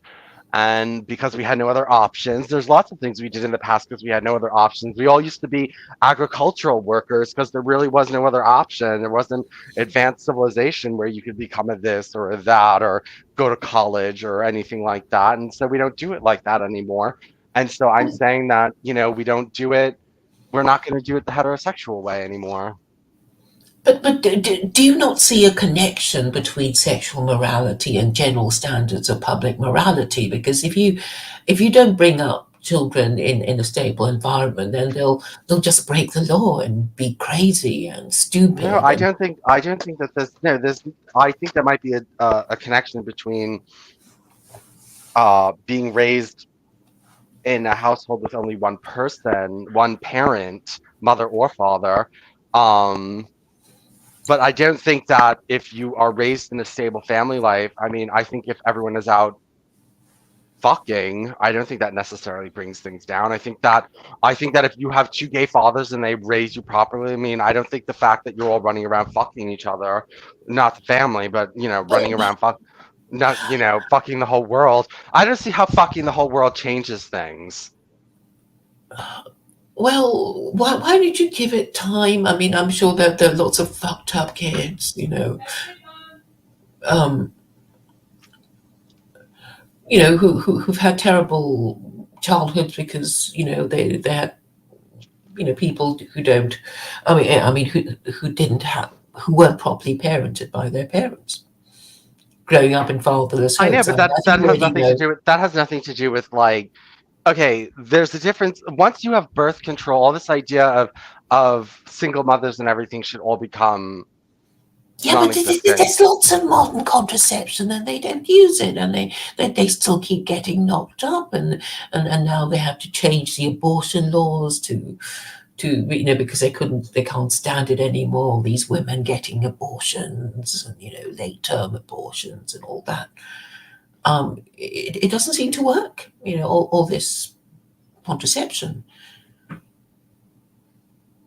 And now, with Roe and Wade being challenged or repealed, there's sort of more trouble afoot about that sort of thing. So ultimately, it is about sex, and sex affects and influences standards of public morality and the crime rate and the kind of government you get.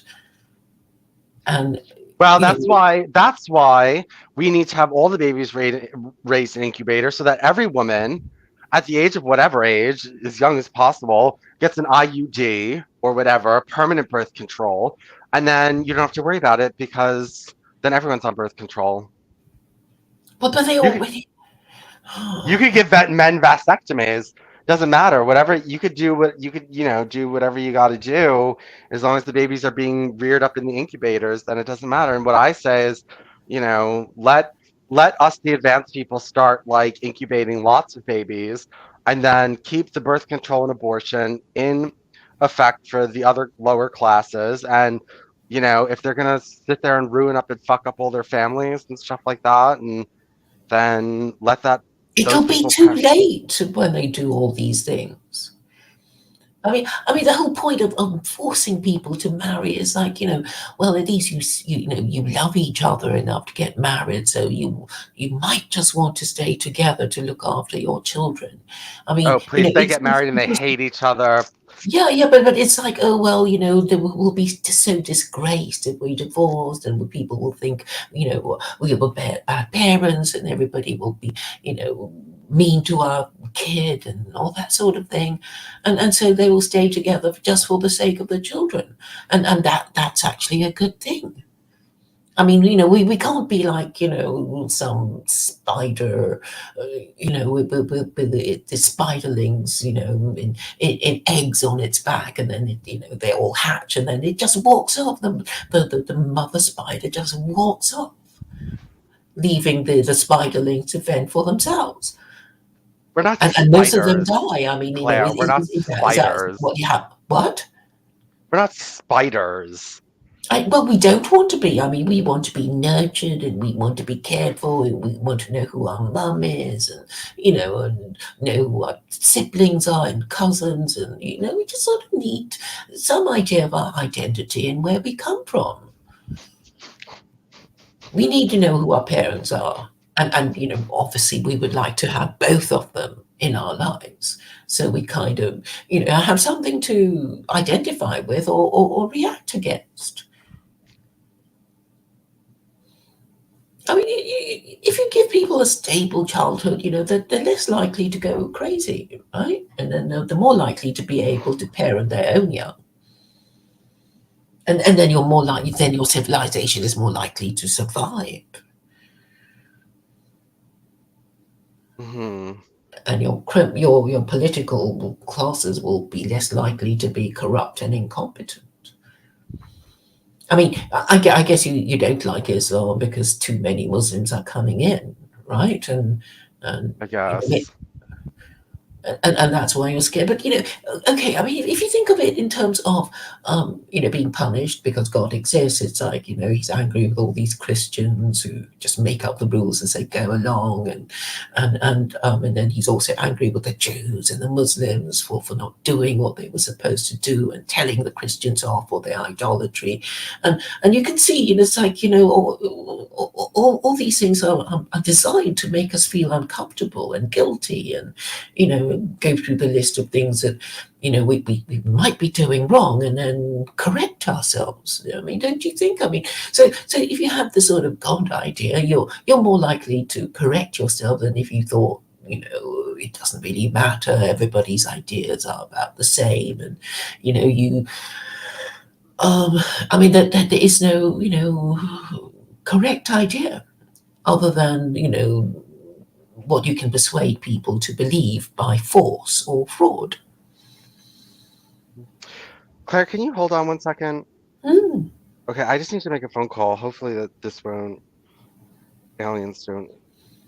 Okay, I'll Claire is leave. such a genius. Okay, just give me 1 second. All right.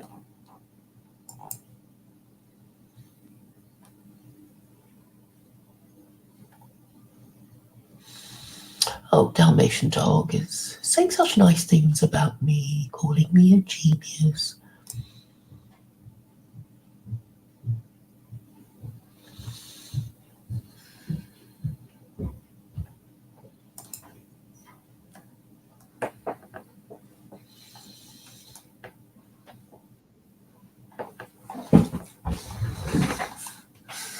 Oh, we've done quite well keeping this stream going for how long now? Over 3 hours. Not bad, huh? We do have real conversations on this channel, don't we? And I think that's what Vincent and I have in common. We're prepared to talk to each other without having a pre-arranged conclusion.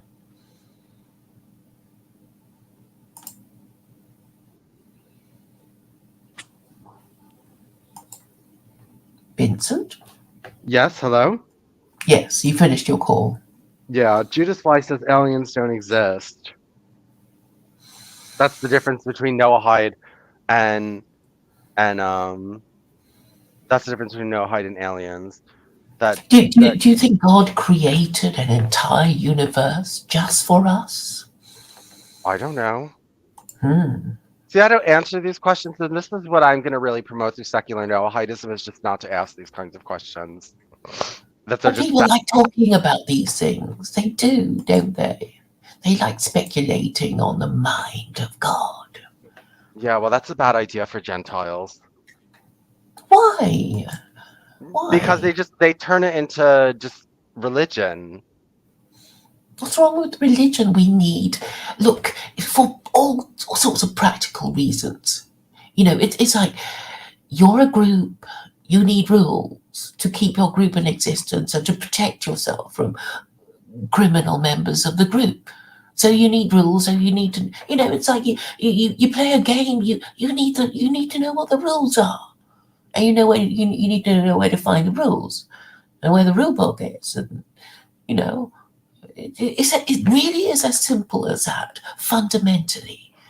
And it's for our own protection. It's not because I want to be goody two shoes or whatever. It's just that, if you're forced to play a game, you need to know the objective of the game and you need to know the rules of the game. And if somebody says, oh, we're not going to tell you what you're meant to be doing and we're not going to have you let you look at the rule book, then you ought to suspect there's foul play.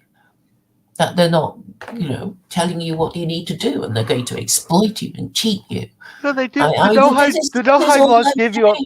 the no-hide laws give you the rules. They just don't give you any positive theology or things for you to mess up and interpret. As soon as you give the Gentiles anything about God, they're going to mess it up and turn it into idolatry, or they're going to turn it into a new religion, or they're going to start coming up with just nonsense.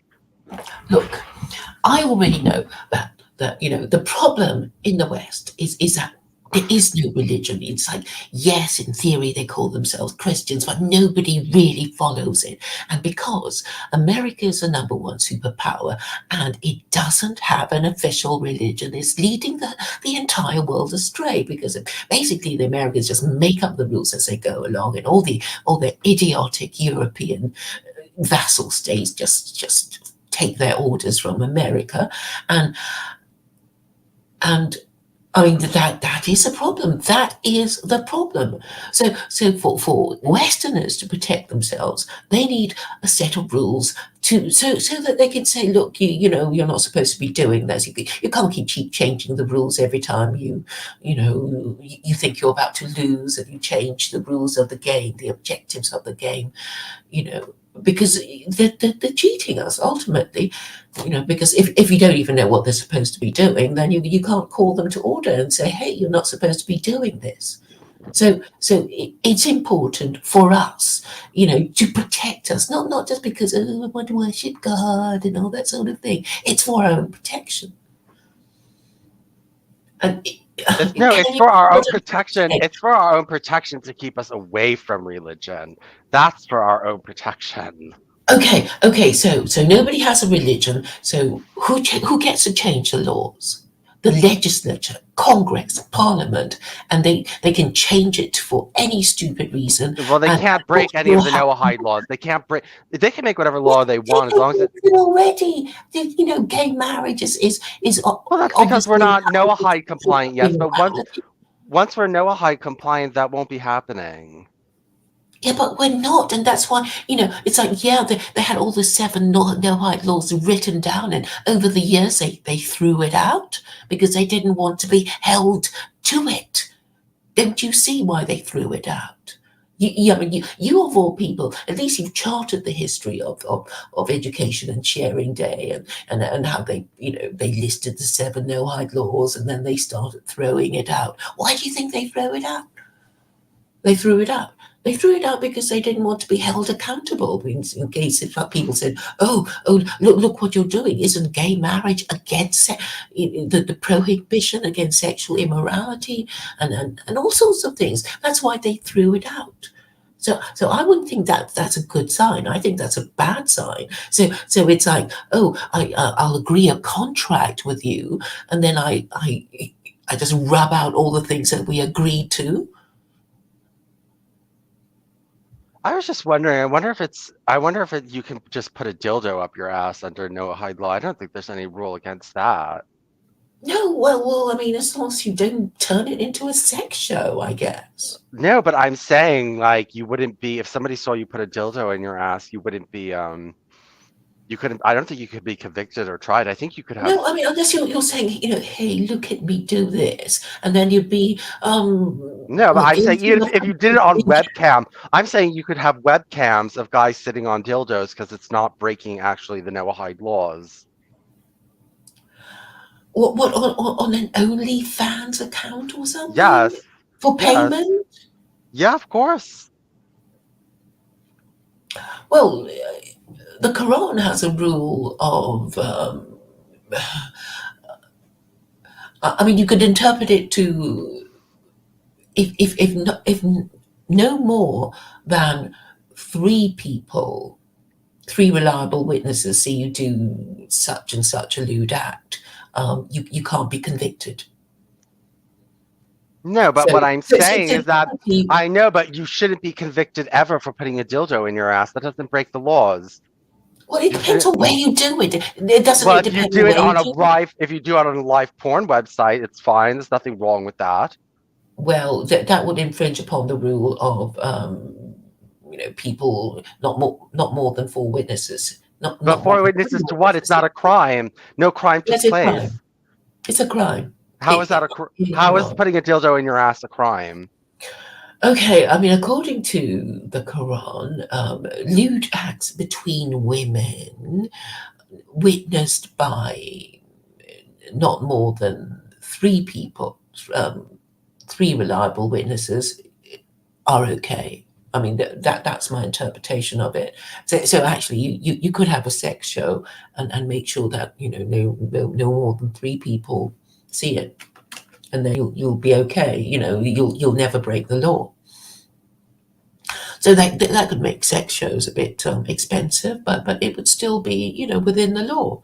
So yeah, I suppose you can do that if that's what you propose.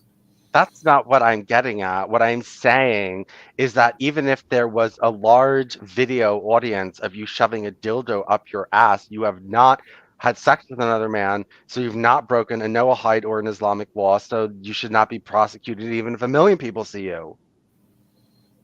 Well, that could be controversial. I mean, I would say that's a lewd act.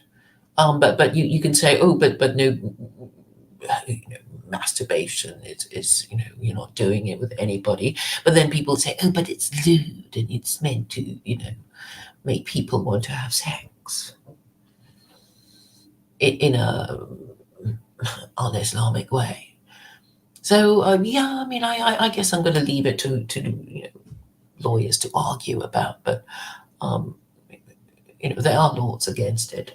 I mean, there will be laws saying exactly what you can and can't do, and they're subject to interpretation.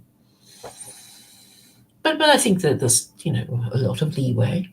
Well, I like in my fantasy world, like I just like I want to fuck everything up. I mean, I have these fantasy worlds of like these Noahides that do everything like really by the letter of the law. So like they're all just running out, looking at lesbian porn, shoving dildos up their ass, guys giving each other blowjobs and stuff like that. And but at the same time espousing the Noahide laws, like turn the Noahide laws into like an orgy except for gay anal sex. Well, I suppose you'll just have to test it, when you get there. You'll have to cross that bridge when you get Well, I'm going to there. start making propaganda for it for the gay Noahides and for the fornicator Noahides and stuff like that. I also don't think it's illegal for a man to fuck a woman in her ass. I don't think so.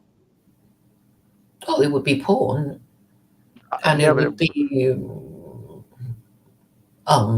unless he's married to her. I mean, I suppose you could just about get away with it if you're saying, oh, but I'm married to my, well, under sex. Noahidism, you don't have to be married. You could have sex before marriage all you want.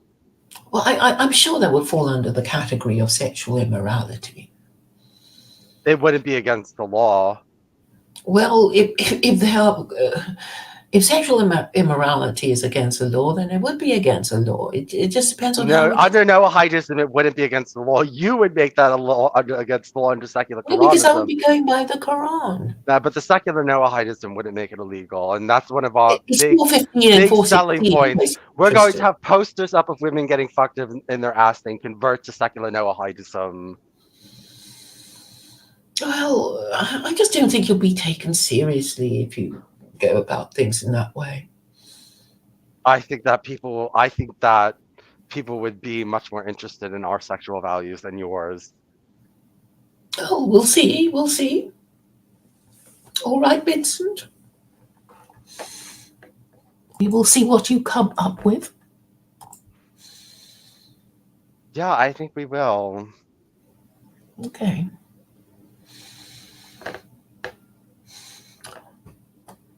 Anything more? Anything else?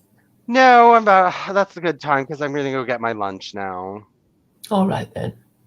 All right, well, thank you for having me, and thank you for coming, Dalmatian Dog, even though you're dumb, and I know Oswald's Penguin just came in, but I'll talk to you guys later. All right. All right, Bye-bye. bye.